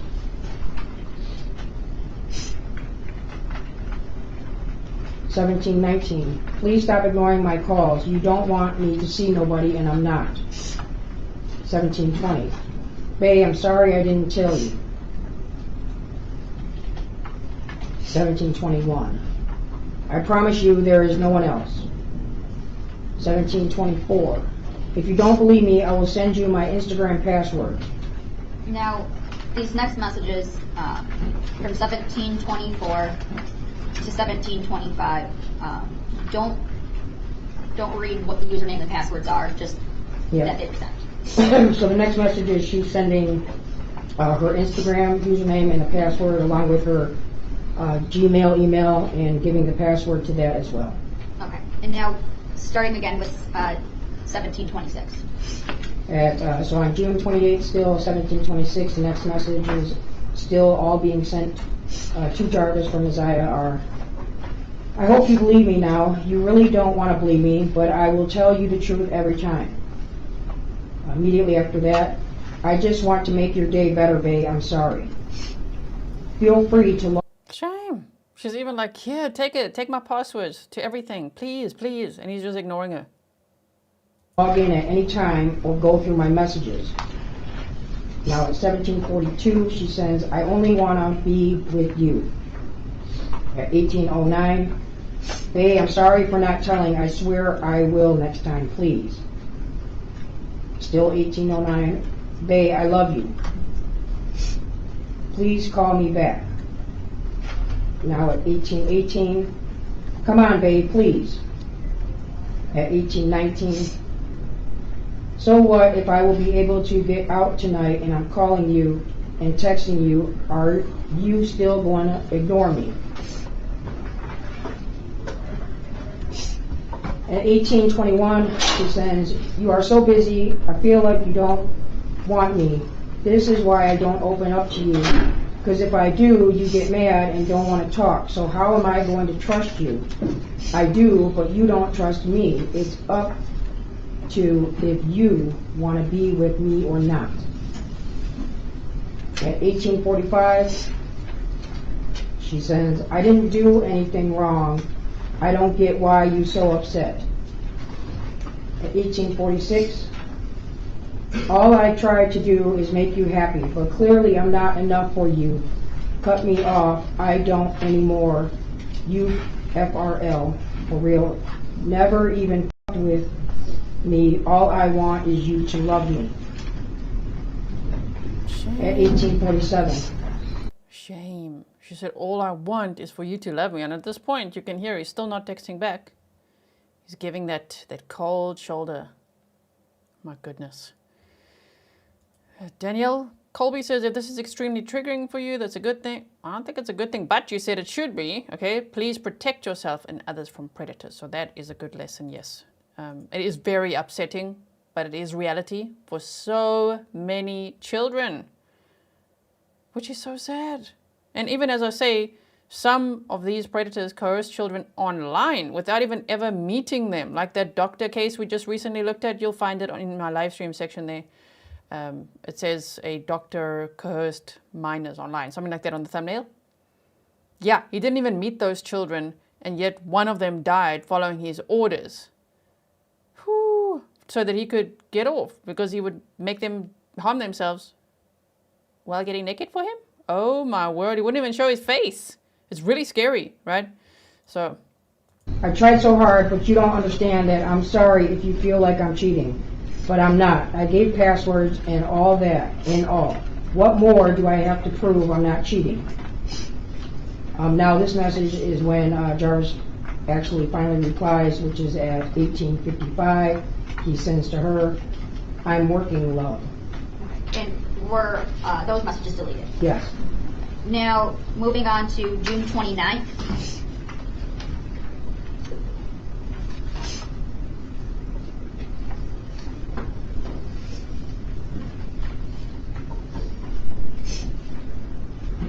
June 29, 2023 at 21:44 hours.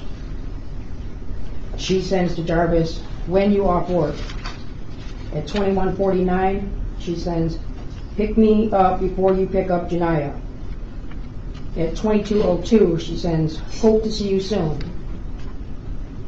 At 22:47, she sends, I'm never getting out of this hellhole. At 22:48, he replies with the letter Y. 22:48, she sends, she will never let me out, it's so boring over here. 22:50, she sends, well, I will, she has the word she on here, UTM.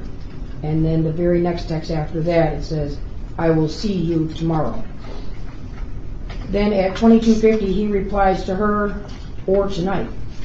And were those messages deleted? Yes. Now, continuing on June 29th. I'm sure that Sergeant Shannon Jones has seen a lot. But no matter how much you've seen, I mean, we've also followed a lot of cases, right? But I think she's seen a lot, but it's still so upsetting. It looks really difficult to go through this evidence, right? To be reading all of this on the stand, in the court, and then the defendant is sitting right there. the person texting all of this is sitting right there in the courtroom. That must be so difficult as well. What the witness said, this is why laws pardoning SOs if their victim grows up to marry them can't pass. This is grooming to the max. Yes, my state just had a bill pass House. Thank you so much. June 29th, 22:52 hours. Isaiah sends, "Are you still picking up Denia?" 22:53, he replies, "When?" 22:53, she sends to him, "Today." At 22:53, he replies back, "No." 22:53, 18 seconds, she sends the letter Y. 22:53, he sends back to her, "It's just me and you." At 22:53, he sends another message that says, "Because I was never picking her up." At 22:53, she replies, "Okay, I really like that it's only me and you." 22:54, he sends back, "You really didn't want her there, no way." At 22:54, she replies, "I know I didn't want her there." 22:55, he replies to her with the letter Y. 22:55, she sends back, "Because she do too much and you mine." 22:57, Jarvis replies to Isaiah saying, "Meaning?" 22:58, he then sends, "And Shan said that she said no." Then the next message from him is, "For today." At 23:06, Isaiah sends Jarvis, "I know she said no for today." And then at 23:07, Isaiah sends, "The meaning is you're mine and mine only, and all you're mine and will stay mine." At 23:14, she sends, "I want to know the meaning when you say I'm yours." Shame. So she's saying you're mine and only mine, and the part that was redacted is even naming the male part. She says that's his, that belongs to her as well. And she's like, now I want to know the meaning of what it means if you say that I'm yours. You know, let's hear how this is worded. The date on here is now June 30th at 00:16 hours. Jarvis replies to her and says, "All of you." Immediately after that, "Your mind, body, and soul." At 00:17 hours, he sends to Isaiah, "Mouth, legs, arms, face." So he's naming first mind, body, soul. He's now describing to her, what does it mean? She wants to know, what does it mean if I'm all yours? And he says, your mind, body, and soul. So totally trying to possess her there. And then the next thing he names is her private parts. And then he says, you know, legs and everything else. But wow. Again, a 40-year-old man talking to a 12-year-old girl like this. I'll go back a few seconds here so that you can just hear that in context. I'm yours. The date on here is now June 30th at 00:16 hours. Jarvis replies to her and says, "All of you." Immediately after that, "Your mind, body, and soul." At 00:17 hours, he sends to Isaiah, "Mouth, legs, arms, face," and then he has the word everything in all caps. At 01:19 hours, she replies, "Oh, really?" And then there's some type of emoji. Immediately after that, she says, "Want to see that tomorrow?" And it's the same little symbols on there. At 02:47 hours, he sends back to her, "Meaning?" It's now 06:03 hours. She sends to him, "When we." Then at 06:24 hours, he sends a message to her, "What you doing?" But it's just the letters WYD. And were those messages all deleted? Yes. Okay. Now moving later on in the day to June 30th. June 30th at 22:18 hours, Jarvis sends to Neziah, I'm outside. Then the next message is at 23:36 hours, he sends to Neziah, go take them panties off. At 23:37 hours, Neziah sends, are we going to the room? 23:37, Jarvis replies, IDK, meaning I don't know. 23:38, she sends to him the letters PLS, or please. 23:38, he replies to her the letter Y. 23:39, she replies back and says, because we got more space. 23:39, he then sends a message to her that says, to do. She then immediately replies to WYM, or what you need. Then immediately after that, she sends to him, we going or what? And moving forward to July 1st. Oh, wait, first of all, were any of those messages just read deleted? All of these were deleted. Okay. Now to July 1st. July 1st, 2023 at 14:31, she sends a message to Jarvis that says GM, or good morning. At 15:22, he replies, GM, quitting. At 15:24, she sends back, whatever, I was tired. And at 15:28, she sends, still my though. At 15:28, he sends to her,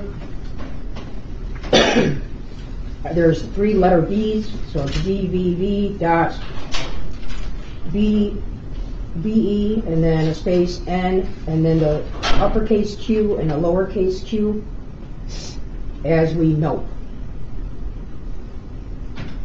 He then sends another message at 15:28 with the words no. At 15:29, she sends, okay, fine. Yo, my. He then replies to her at 15:38, who said? She sends back to him, me. It's your. And were those deleted? Yes. And I want to stay on that same page for a second. Sorry.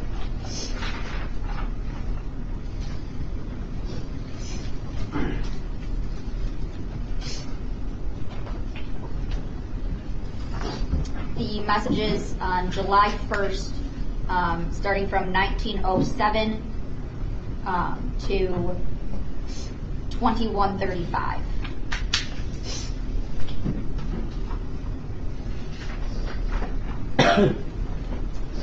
July 1st, 1907, he sends a message to her that says, I'm trying to.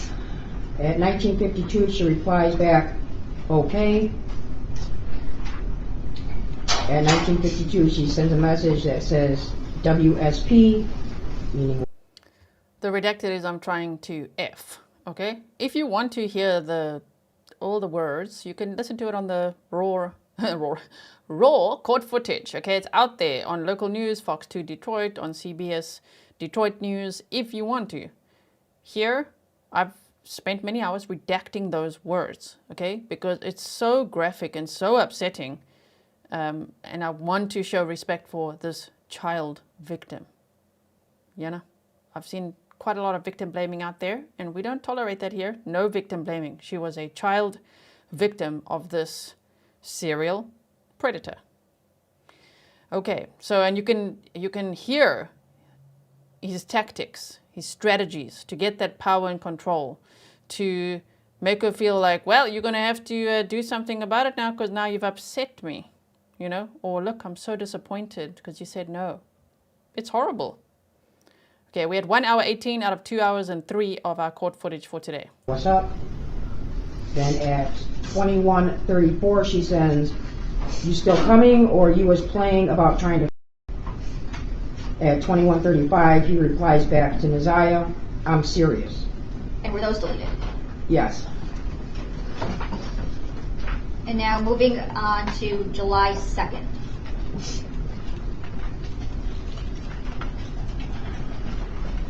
shame. Look there, she like, Why? the Sergeant Shannon Jones is kind of, oh man, gotta like stretch my neck for this because it's just so intense. I mean, you can just feel how intense it is reading this there on the stand. It's so horrible. 2nd, 2023 at 15:46 hours, Jarvis sends a message to Neziah that says, "Can I get my up today?" At 15:47, she replies, "Sure, no problem." At 15:50, Jarvis replies, "Yeah, okay." At 15:53, Neziah replies, "I'm serious, you can." At 16:33, Neziah sends, there's going to be some type of photo that would have been sent at this time. At 17:08, there's a reply from Jarvis where it says, "Liked an image." Then at 17:08, Jarvis says, "I'm going to sneak in, okay?" At 17:08, Neziah replies back, "Why?" 17:08, he says, "Who is up?" At 17:09, she replies, "Everybody." At 17:09, Jarvis sends some type of photo to Neziah. Immediately after that, she replies, "Well, damn, I want to lay with you." Then at 17:10, from Neziah, "Are you here already?" At 17:12, "Shan told the kids that you said you was on your way, so they know you coming." At 17:13, Neziah sends, "I want to see you." 17:21, Neziah sends, "So am I just giving you head, or we fucking too? Because looking at that picture made me horny." Damn it. You see, I missed 2 words there. Sorry about that. At 17:22, Jarvis replies to her, "You tell me." 17:22 and 29 seconds, she says, "I want to too." Immediately after that, she says, "So can we?" And then at 17:22, 49 seconds, Jarvis replies back to her, "Yep." And were those messages deleted? Yes. Okay. And the way that he replies to just like, "Yep," like it's no biggie. "Yep, sure. Let's F." I mean, hello. A 40-year-old man who has 5 children with her aunt. He's got another fiance. He's got 13 or more children. In court, they said 13. That's why I stick with that. Speculatively, he's got more than 20. Wow. You know? And then he ends up murdering her. That's the allegation. He's innocent till proven guilty, but that's what he's charged with. Her murder. She does all of this for him as a child, and he ends up murdering her, which is also weird. You know, the psychology of that, because she got pregnant, because he got a lot of people pregnant. You know what I mean? So like, why did he murder her? This is so hectic. Oh my goodness. Oh my word. Okay, Aaron said, "Thanks for saving us from all of it." 99% of it. I tried my best. Thank you so much for being here. Okay, we had 1 hour 21 out of 203. And now, later in the day, on June 2nd, or I'm sorry, July 2nd, there's a set of messages there. Yes.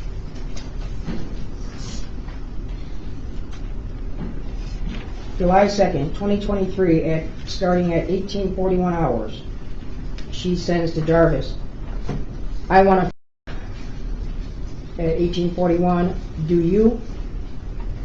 19:04, "Are you busy, yes or no?" 20:06, she sends, "Text me when you not on BS about because you playing." At 20:15, she sends, "All I'm trying to say, I just want your body on mine." At 20:44, she says, "Hey, where are you at?" 21:52, she says, "I'm trying." 23:58, she sends, "She fitting to walk to the store." So now the date's changed to July 3rd and the hours are 00:42. She sends, "Before we go." At 00:42, 31 seconds, she sends, "Go upstairs in the bathroom." At 00:42, 48 seconds, Jarvis replies to her, why? At 00:42, 54 seconds, Neziah replies back, just go. At 01:11 hours, Neziah sends, we doing something or what? At 01:12, he replies to her, yep. At 01. My word, the way he's just like, yep. We're doing something or what? Yep. Wow. Linda Coates said because when she had that baby, everyone would know that he'd been abusing her and he would be in jail already. You said ish was going to hit the fan. Maybe. It's just he... Maybe it'll be more known then. You know what I mean? I wonder though. I just wonder about it all because it seemed, I mean, he was a known registered SO. But probably, Francis, you make a good point. You said, I like the video, but I hate what I'm hearing. My word. So just remember, if you like the video, it's not because you like the topic. It's if you find it helpful, informative, or you like the way that I cover true crime.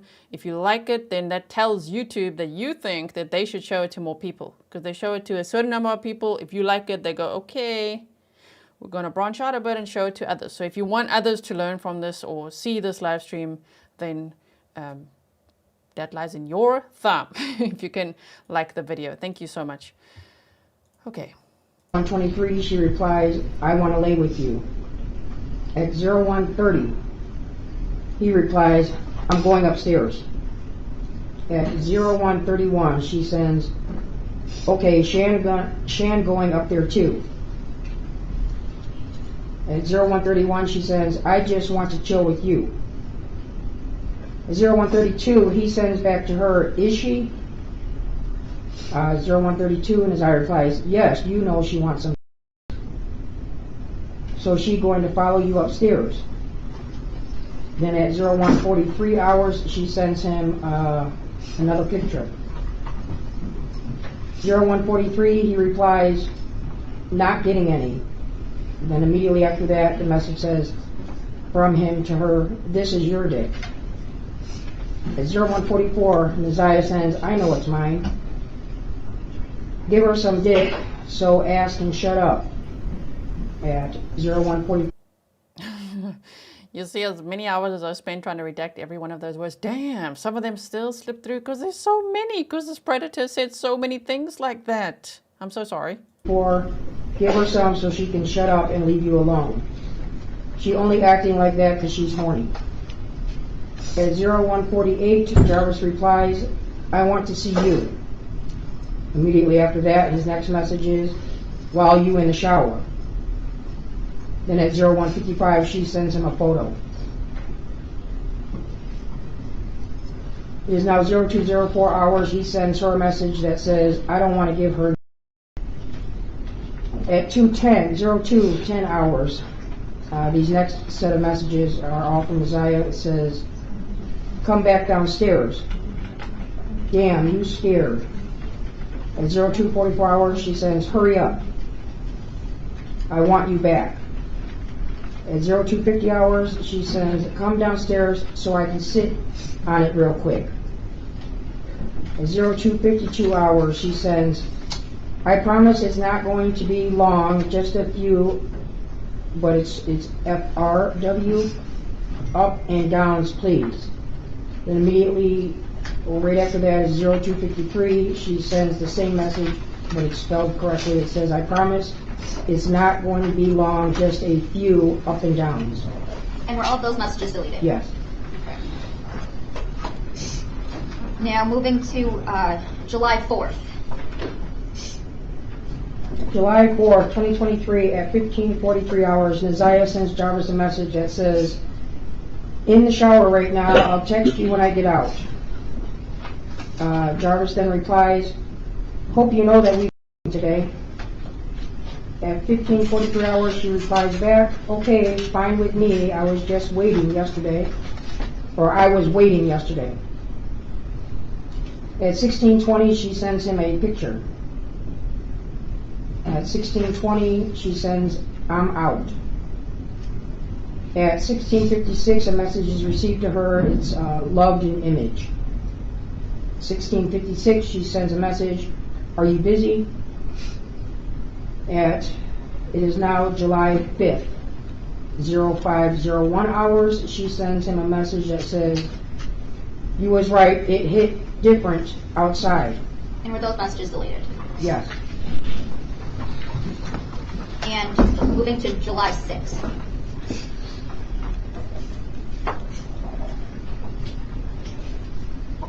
July 6, 2023 at 0305 hours. Neziah sends to Jarvis, "Yes, I can tell when you come." 0305 hours, why? Now at 0320 hours, she sends him a message that says, "So doesn't that mean I'm pregnant?" At 0321 hours, she sends him a message, "I don't know, so I'm asking you." At 0333, Jarvis replies to Neziah, "No." 0339, she replies back, "K."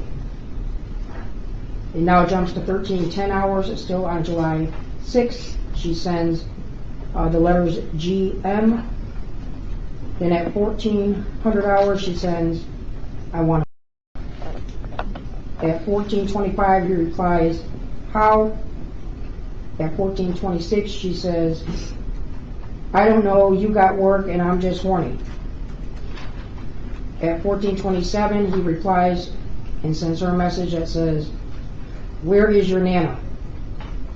At 1445, she sends, "Upstairs getting ready." At 1454, Jarvis sends to her, "She fitting to go?" Then at 1457, he sends the message, "Hello?" At 1503, Neziah replies, "I don't know." The next message is, "Are you at work?" And at 1507, Neziah sends, "I will let you know." At 1508, she sends, "You might can slide if you not so busy at work." At 1508, Jarvis replies back to Neziah, "Yeah." At 1508, he then sends, "I'm trying to slide." At 1513, Neziah sends to Jarvis the word question. Then at 1513, he replies back, "Yes." At 1514, she sends, "Do you like your girls skinny?" At 1514, he replies, "Why you ask that?" At 1514, she replies, "Just asking," and then there's some type of emojis that must have been sent. And were those messages deleted? Yes. Okay. And moving just a little later in the minutes on July 6th. Yes, July 6, 1535, Neziah sends, "I don't think she's going anywhere." At 1537, Jarvis sends to Neziah, "That's messed up because I was gonna." At 1537, she sends, "I still want you to do it." At 1540, she says, sends a message that says, so am I going to see you today on your break?" At 1559, Jarvis replies, "How?" At 1601, Neziah sends, "Don't you supposed to be bringing me the money anyway, so I will see you?" 1603, she says, "Unless you are going to go to the store and get me some pads and other personal things." 1603, there's some type of emojis that are sent. 1624, she sends, "I'm down to my last 3 pads. I would ask Nana, but I can't fit her big pads. I have a little they shit big." Shame. She's even asking him for help to buy sanitary pads. That is so sad that she didn't feel she could ask someone in the home that, you know? Jackie Lynn, how do I say your last name? I would say like Trul or like Troel, said she was so desperate for love. She was begging for it because adults, no one ever seemed to look after her and monitor things she did or give her love she desperately yearned for. I feel so sad for her. Me too. And then to think that her life ended at the age of 13. What a horrible life she had. And at 13, she gets murdered. And they never find her body. They haven't found her body. Oh my goodness. Like, this is, it's really devastating. At 17:41, she have sends half an hour left. a bunch of question marks with the letters WYA. 17:57, she sends, what do I supposed to do? What do I supposed to use? 17:57, she sends another set of question marks. At 18:08, Jarvis replies with the word, huh. At 18:10, Neziah says, I don't have any more pads. 18:10, I need to get some more and you playing. At 18:12, she sends, babe, please. And all of those messages were deleted. Okay. And moving to July 7th.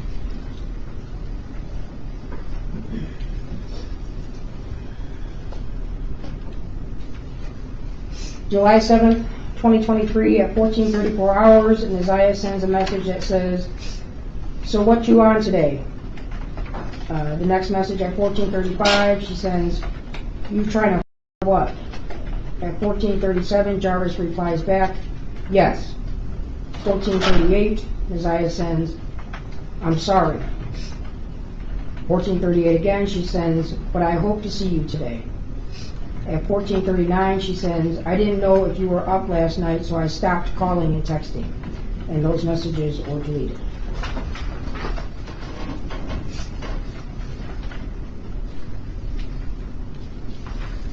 And now moving to July 10th.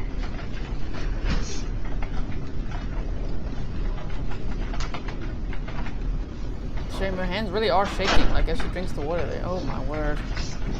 This is very tough. July 10th, 2023 at 16:41 hours. Neziah sends to Jarvis, you trying to get up in this today? At 16:45, he replies, all the time. At 18:54, she sends, you eat lunch yet? Then immediately after, she sends some question marks.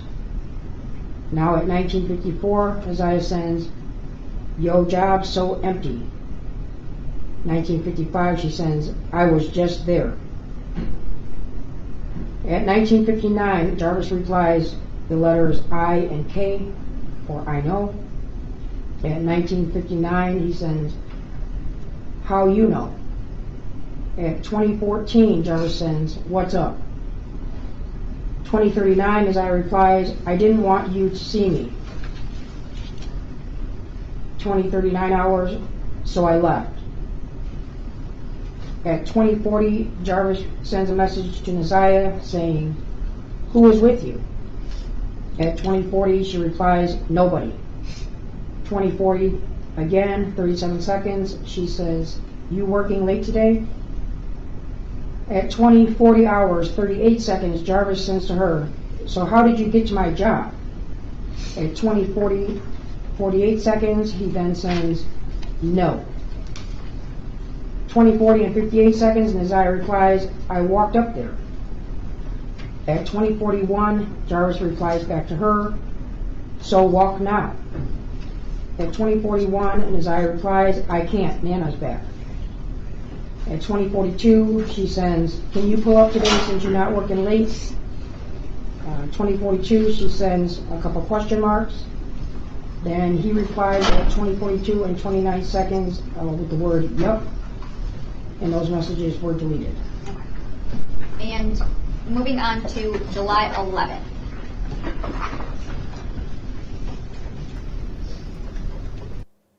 Someone asked, where is it? Anna, did they live in the same house? No. That's what's so scary as well. They didn't live in the same house, even though he was dating her aunt and had 5 children with her aunt, and he was engaged to some other lady, and, you know, he had kids all over the place. He, like, to have access to her like this when he didn't even live in the home, oh my. That's why a lot of people get angry with the people she was living with her family that she was living with, right? Because, like, how? But I like to focus on the main problem, which is him. He's a huge problem. Oh my word. I wonder what he is feeling sitting there, you know? Because a lot of people say, like in the chat, I wish that he could be reading these texts. I don't know about that. I feel like he might enjoy it. We don't want that.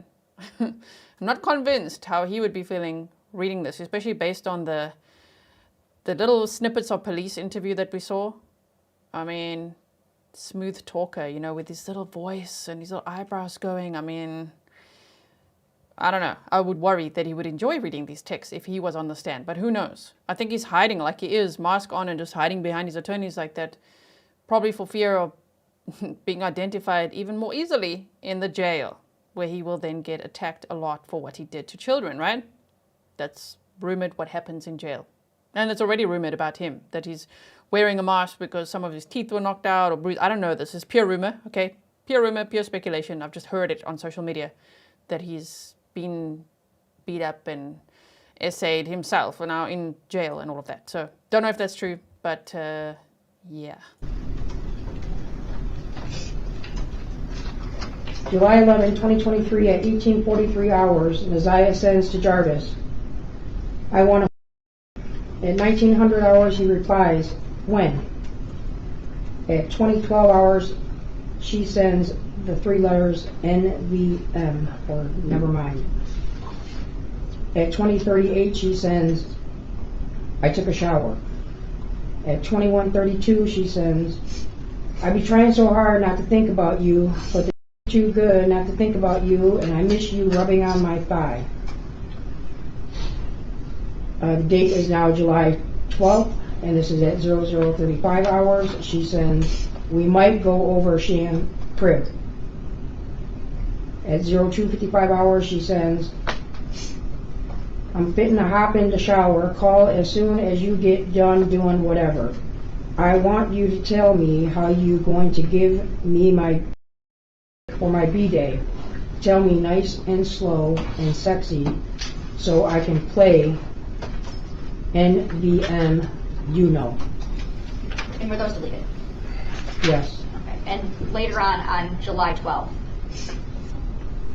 July 12th at 14:38 hours, Naziah sends, good morning. Then at 16:47 hours, she sends, did I have panties on?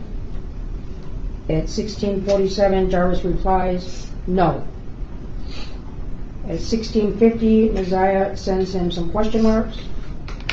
And then at 1700, she has a missed call from Jarvis's number. It says missed call. She still has him saved in here as Bay for life. At 19:18 hours, she sends, how did you know? At 23:09 hours, she sends, you busy? At 23:11 hours, there is an incoming missed call, again from Jarvis's number, missed call from Bay for life. It's now July 13th, 01:44 hours. Naziah has sent him a picture. Immediately after that, she sends a text that says shower pic, and then there's some emojis. At 01:49, she says, damn, no response. At 01:49, 21 seconds, she sends some type of emojis again, and all those messages were deleted.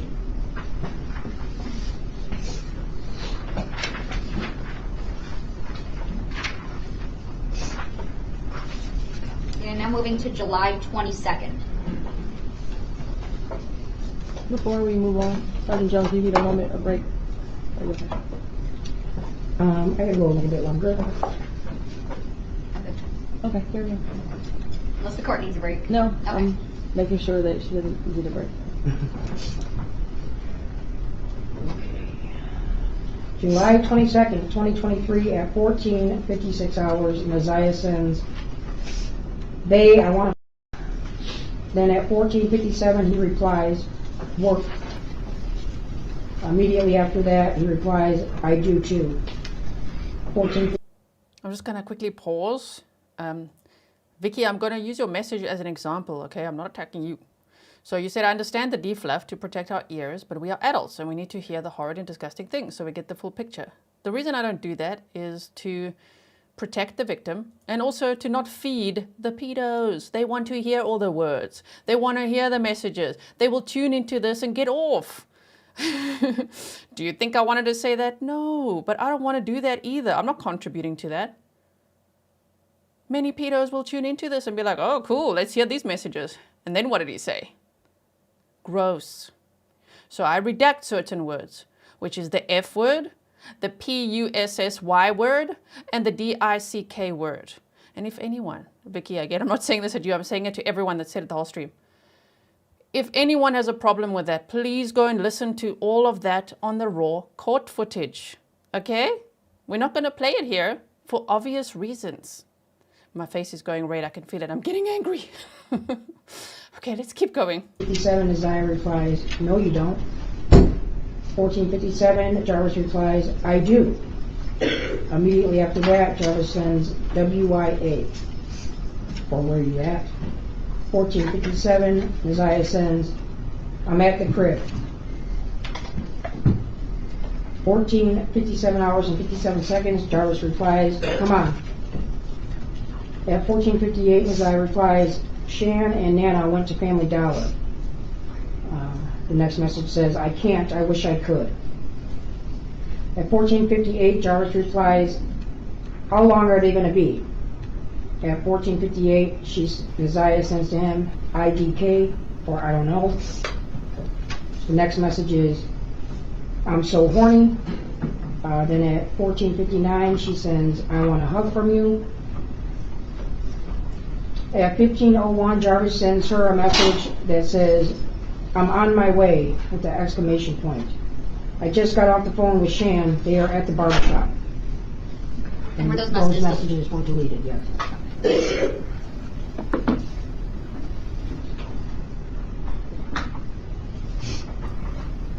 And moving to...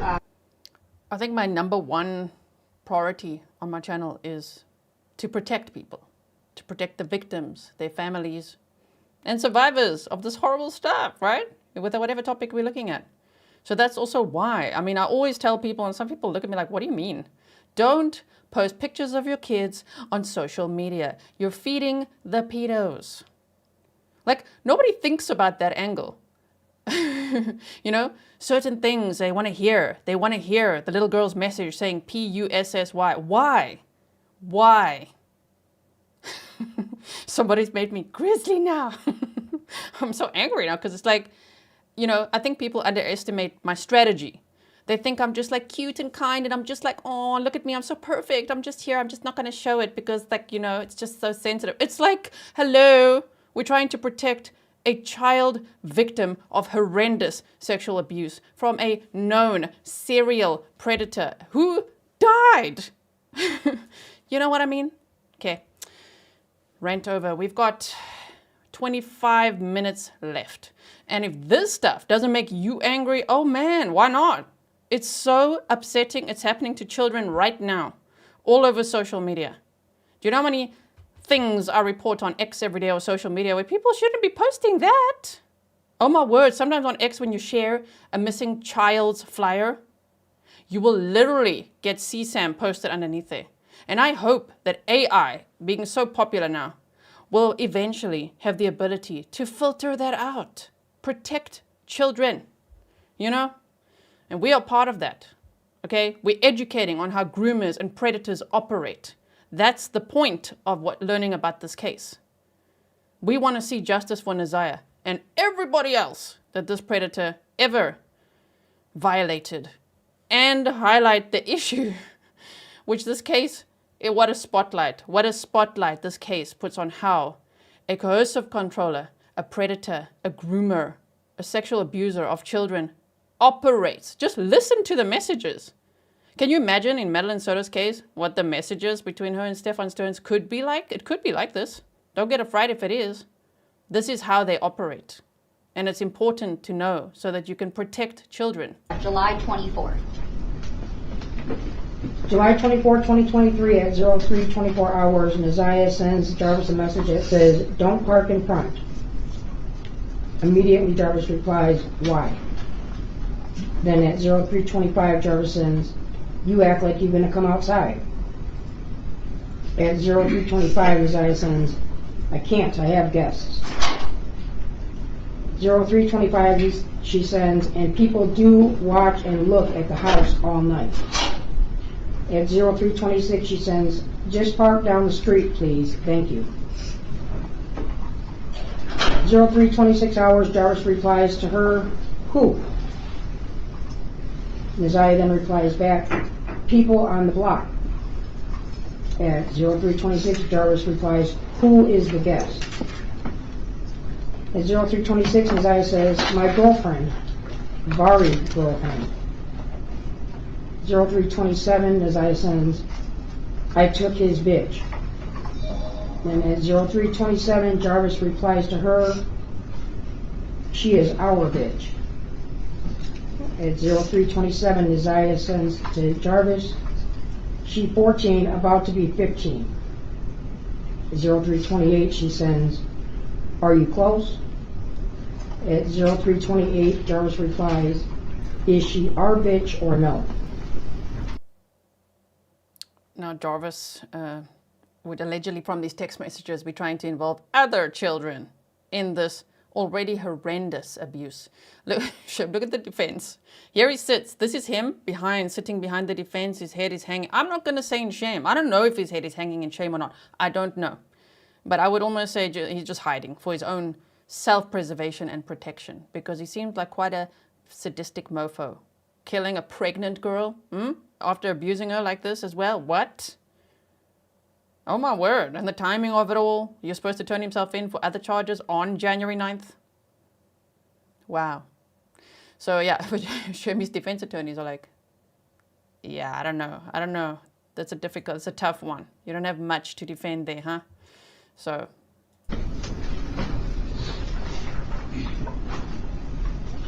03:28, Neziah replies, yes. Jarvis then replies to her and says, you fake. 03:28, Neziah says, how? She is our bitch. At 03:29, she sends, Faye, I'm sorry, I didn't mean to make you mad. 03:30, Jarvis replies to her, she don't know about us, right? 03:31, Jarvis then says, and is she trustworthy? At 03:31, Neziah replies, yes, she don't know about us. At 03:56, she sends, it's off. 03:57, Jarvis replies, wrong light. And at 03:57, she says, the letter K. Were those messages deleted? Yes. Okay. And later in the day on July 24th. July 24th at 12:22, Neziah sends to Jarvis. At 12:22, he replies, huh? And at 12:23, he replies, I'm trying to. At 12:23, Neziah sends to him, you said. At 12:23, she sends, so do so.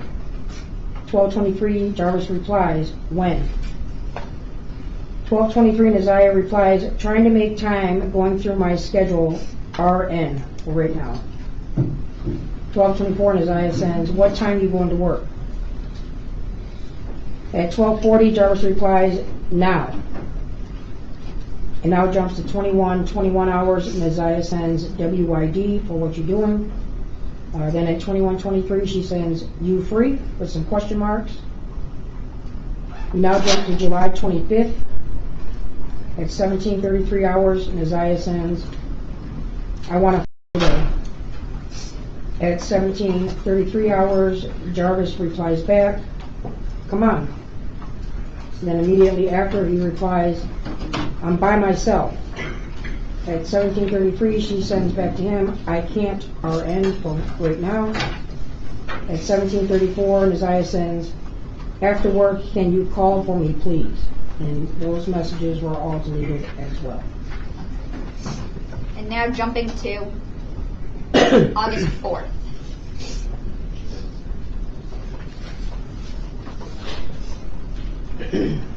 August 4, 2023, at 22:07 hours, Neziah sends to Jarvis, Shannon and Nana left, DON, and then there's some type of emoji, know what time they coming back. At 22:08, Jarvis replies, okay, what you saying? Neziah then replies back, what you think I'm trying to say? If there's some emojis in there again. At 22:09, Jarvis replies back with some type of emoji. Neziah then replies back, IDK, is it? I don't know, is it? At 22:09, Neziah sends, what you thinking? At 22:10, Jarvis replies to Neziah, are we? At 22:10, Neziah sends, shit, are we? S-H-I. At 22:12, Neziah sends a bunch of question marks. Now it's August 5th. Neziah sends, wow, you stood me up. August 5th at 00:47, she sends, I was waiting. And then at 00:47, she sends, I a bum. And the next message after that is a correction that says, you a bum. And were those deleted? Yes. And now jumping to August 26th. Christy from TO says Jarvis is a monster. The SA charges against him involve minors date back to 2012. In fact, I think back to 2004 and 2005 from some of the court docket that I've looked at. My word. I mean, he's 42 years old now. He could have really been doing this for a long time. Oh, my word. Okay, I need a break now. Okay. It'll be a good time for a 15-minute break. Thank you. Sergeant Jones, I believe we were leaving off at August 26th. Yes. So text messages from August 26, 2023, starting at 0909 hours. Neziah sends to Jarvis, I'm in so much pain right now. At 0909, 40 seconds, she says, my stomach hurts really bad. At 0937 hours, Jarvis attempts to call Neziah. It shows here missed call from Bay for Life. At 14:26 hours, Neziah texts Jarvis and says, I did have my period. It came when I was in the hospital. At 14:20 hours, this is now jumped to August 27th. 14:20 hours, Neziah sends GM for good morning. August 28th at 0006 hours, Neziah sends to Jarvis, my stomach hurt real bad. 0055 hours, she sends, why you can't answer. 0056 hours, she sends, never mind this, you anyway. At 0131 hours, Jarvis replies to her, yes, baby. At 0132, Neziah replies, my stomach hurt really bad. At 0132 hours, Jarvis replies to her, I didn't nut inside of you. At 0133, Neziah replies, I'm not even talking about that. I'm saying it hurts really bad. Look, this guy, he only has sex on the mind. She's like, my stomach hurts really bad. He says what they just read out. Like, what? I didn't even inside of you. And she's like, no, I'm not even talking about that. I'm just saying my stomach hurts really bad. You know, because she feels close to him and wants to tell him, like as in, hello, can you help me? My stomach is really sore. Oh, man. At 0134, she sends, are you busy? 0149, Neziah sends, I want to talk to you about some, let me know when you are free. And these were all deleted. Okay. And August 28th, later in the day. August 28th at 13:31 hours, Neziah sends a message to Jarvis that says, I want to try something. At 13:32, he replies back, what? Spelled W-A-T. At 13:32 hours, she says, a threesome. At 13:44 hours, Neziah sends, you down for it? Then she sends a question mark. At 13:44, Jarvis replies back, with who? 13:44, she replies, IDK, or I don't know, yet do you got someone? At 13:45 she sends, I'm still looking. And were those deleted? Yes. Okay. And just a couple hours later on October, August 28th. August 28th at 18:58 hours, Neziah sends, I feel you don't want to be bothered with me. 2200 hours she sends, WYD for what you're doing. 2200 hours she replies back, thinking about you. 2201 she sends, oh, so are you down with the threesome? 2221 he replies, yes, with who though? 2246 she sends, IK, still looking. Then immediately after that she replies, IDK for I don't know. It is now August 29th at 03:47. She sends, bet, that's what's up. He replies, huh? Neziah then replies, none, you'll figure it out. At 03:49 hours, he sends what? She then replies back to him, never mind, NBM, are you busy? She then replies at 03:50, again, exactly, so I'll take that as a yes. And were those deleted? Yes.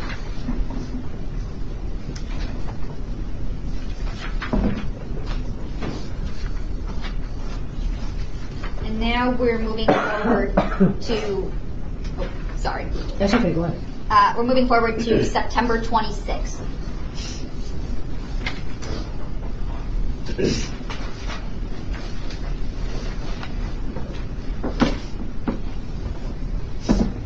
September 26th, starting at 14:31 hours, Neziah sends 3.5 months before she was murdered.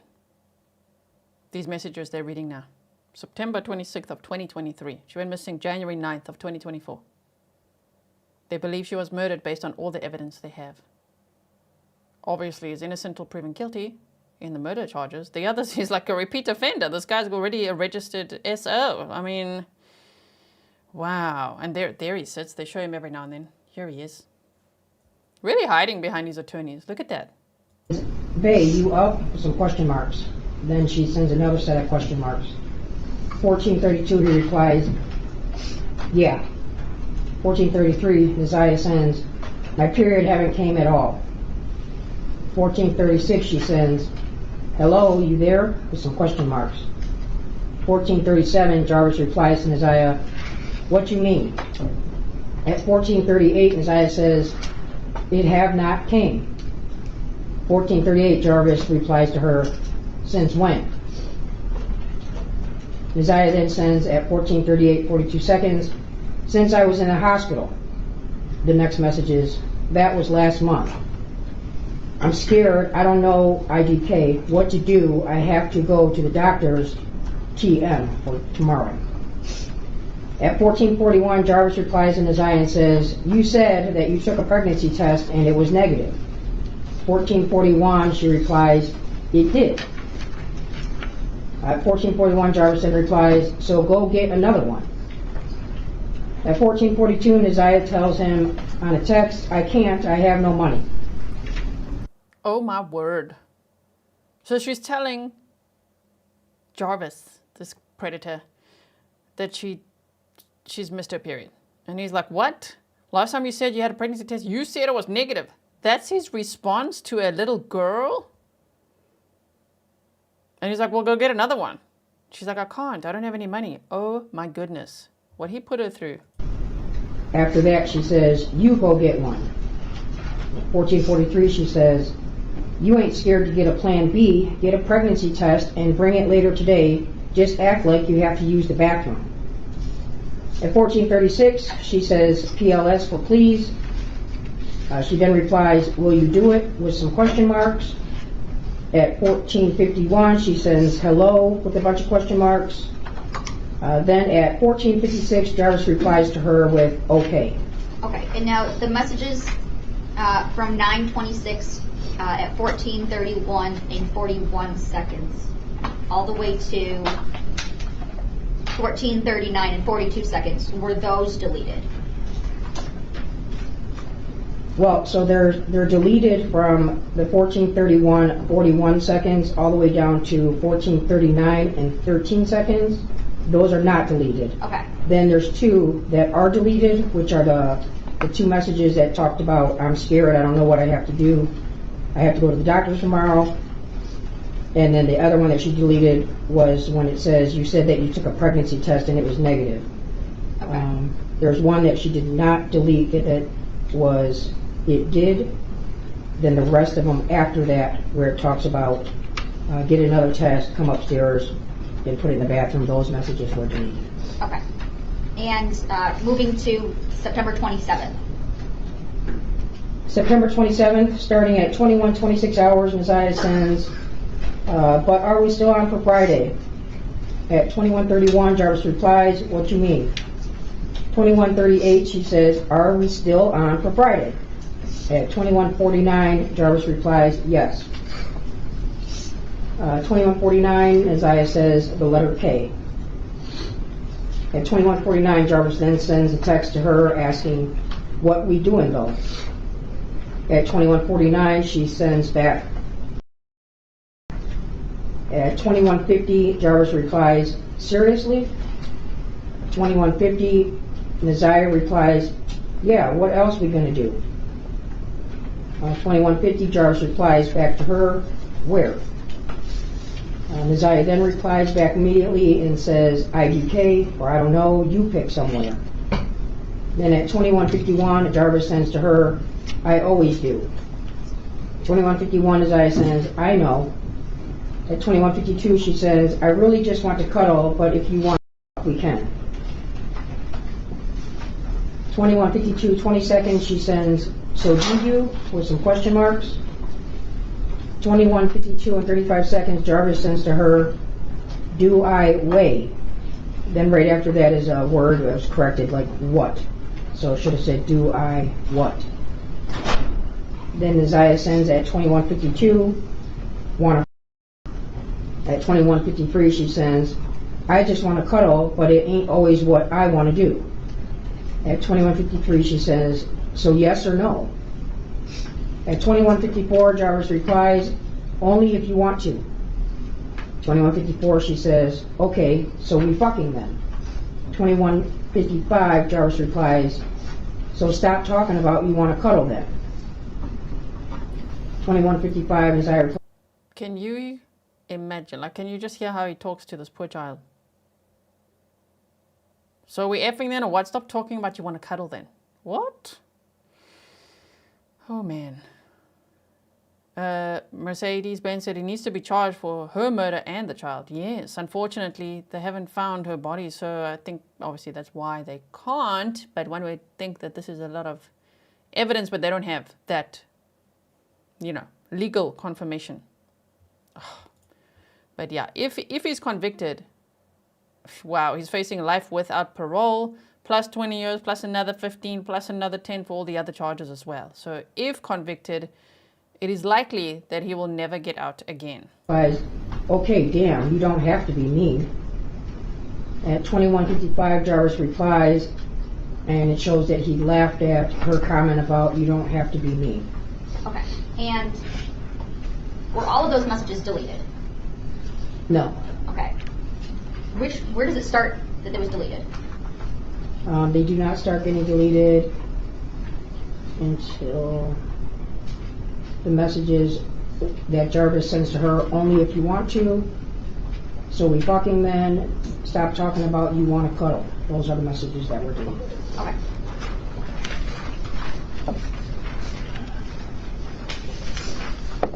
And now we are moving forward to October 19th. October 19th, 2023 at 22:23 hours, Jarvis sends Neziah a text that says, hey. She replies back, are you ignoring me? Jarvis then replies, no.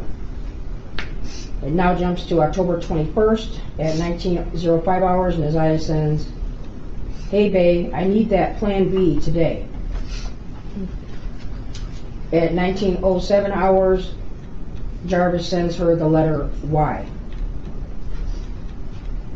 The next message isn't sent until October 22nd at 04:33 hours when Neziah replies back to him, WIMY, so for meaning, what you mean, why? And were those deleted? Yes. And now jumping to November 27th. Okay, so now we're getting into the -5 hours for the, Okay. November 27th, 2023 at 21:06 hours, Neziah sends, I just want to talk. I really don't want to lose you. At 21:09, she says, can we talk later, yes or no? 43 days before she was allegedly murdered. They believe she was murdered based on all the evidence. 43 days before are these messages now, right? From November 27th of 2023. At 22:28, she says, I don't want your problem, but I need you to bring me what I need tonight. It's hard doing all this gym shit with this baby, and if I don't do them, I'm gonna get a F. 22:28, she says, if you keep ignoring me, you just gonna get no more. 22:35, she says, answer the phone, you not doing nothing. 22:36, she sends PLSSSS for please. And were those deleted? Yes. And now, I'm going to jump ahead to January 9th of 2024. Last day she was seen alive. January 9th, 2024 at 14:21, Neziah sent to Jarvis, don't forget, be there before 3. I will let you know when I'm leaving the school. If you're not there, I will wait. Then at 14:22, she sends, send okay if you've seen the message so I can delete your number. Then at 14:23, Jarvis replies, okay, and those messages were deleted. And there was no further communication between Neziah's text number and Jarvis's number after January 9th, 2024, 1 year ago today. Yes. Nothing further, Judge.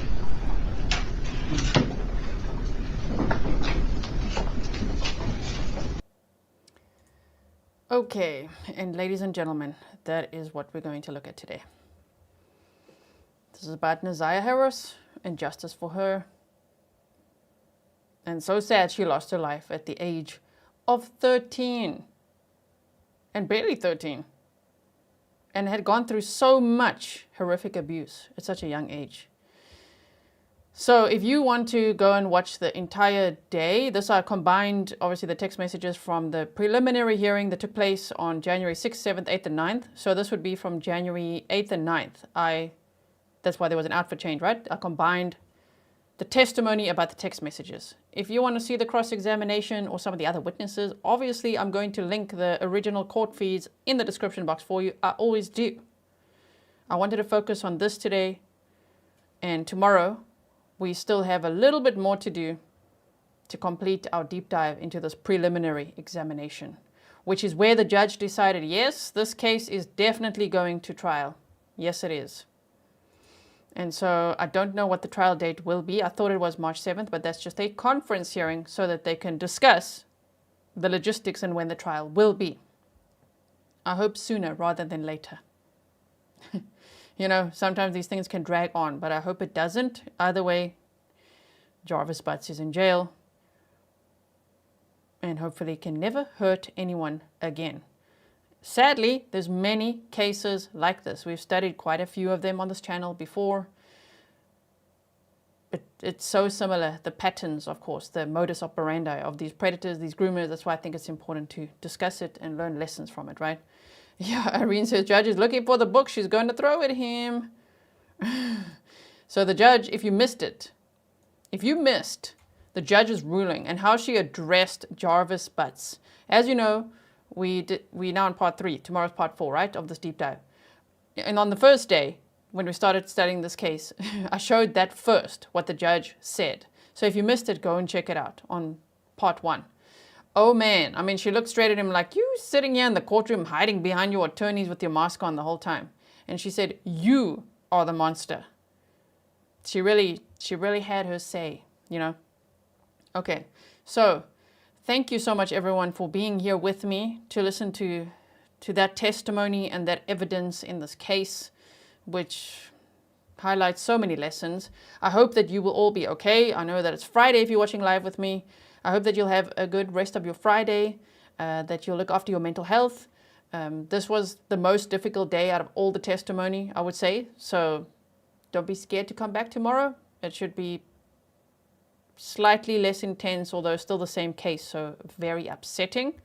We're going to look at a few little snippets of other testimony and other things that I still want to show you for now. Also, just on day 3 of the preliminary hearing, they showed more clips of Jarvis Butts' police interviews, but if you watch the others with me, he mumbles so much, and it's being played in the courtroom there, so it's really, really crap sound. So what I've done is I have made a FOIA request, Freedom of Information Act public records request.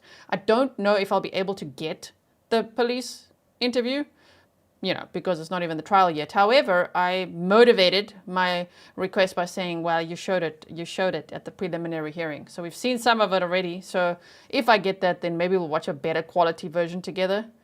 It's just, I don't want to hurt your ears anymore or strain your eyes from trying to read the captions. It's just very difficult to hear what he says, as frightening as it is. What a smooth talker he thinks he is. What a player.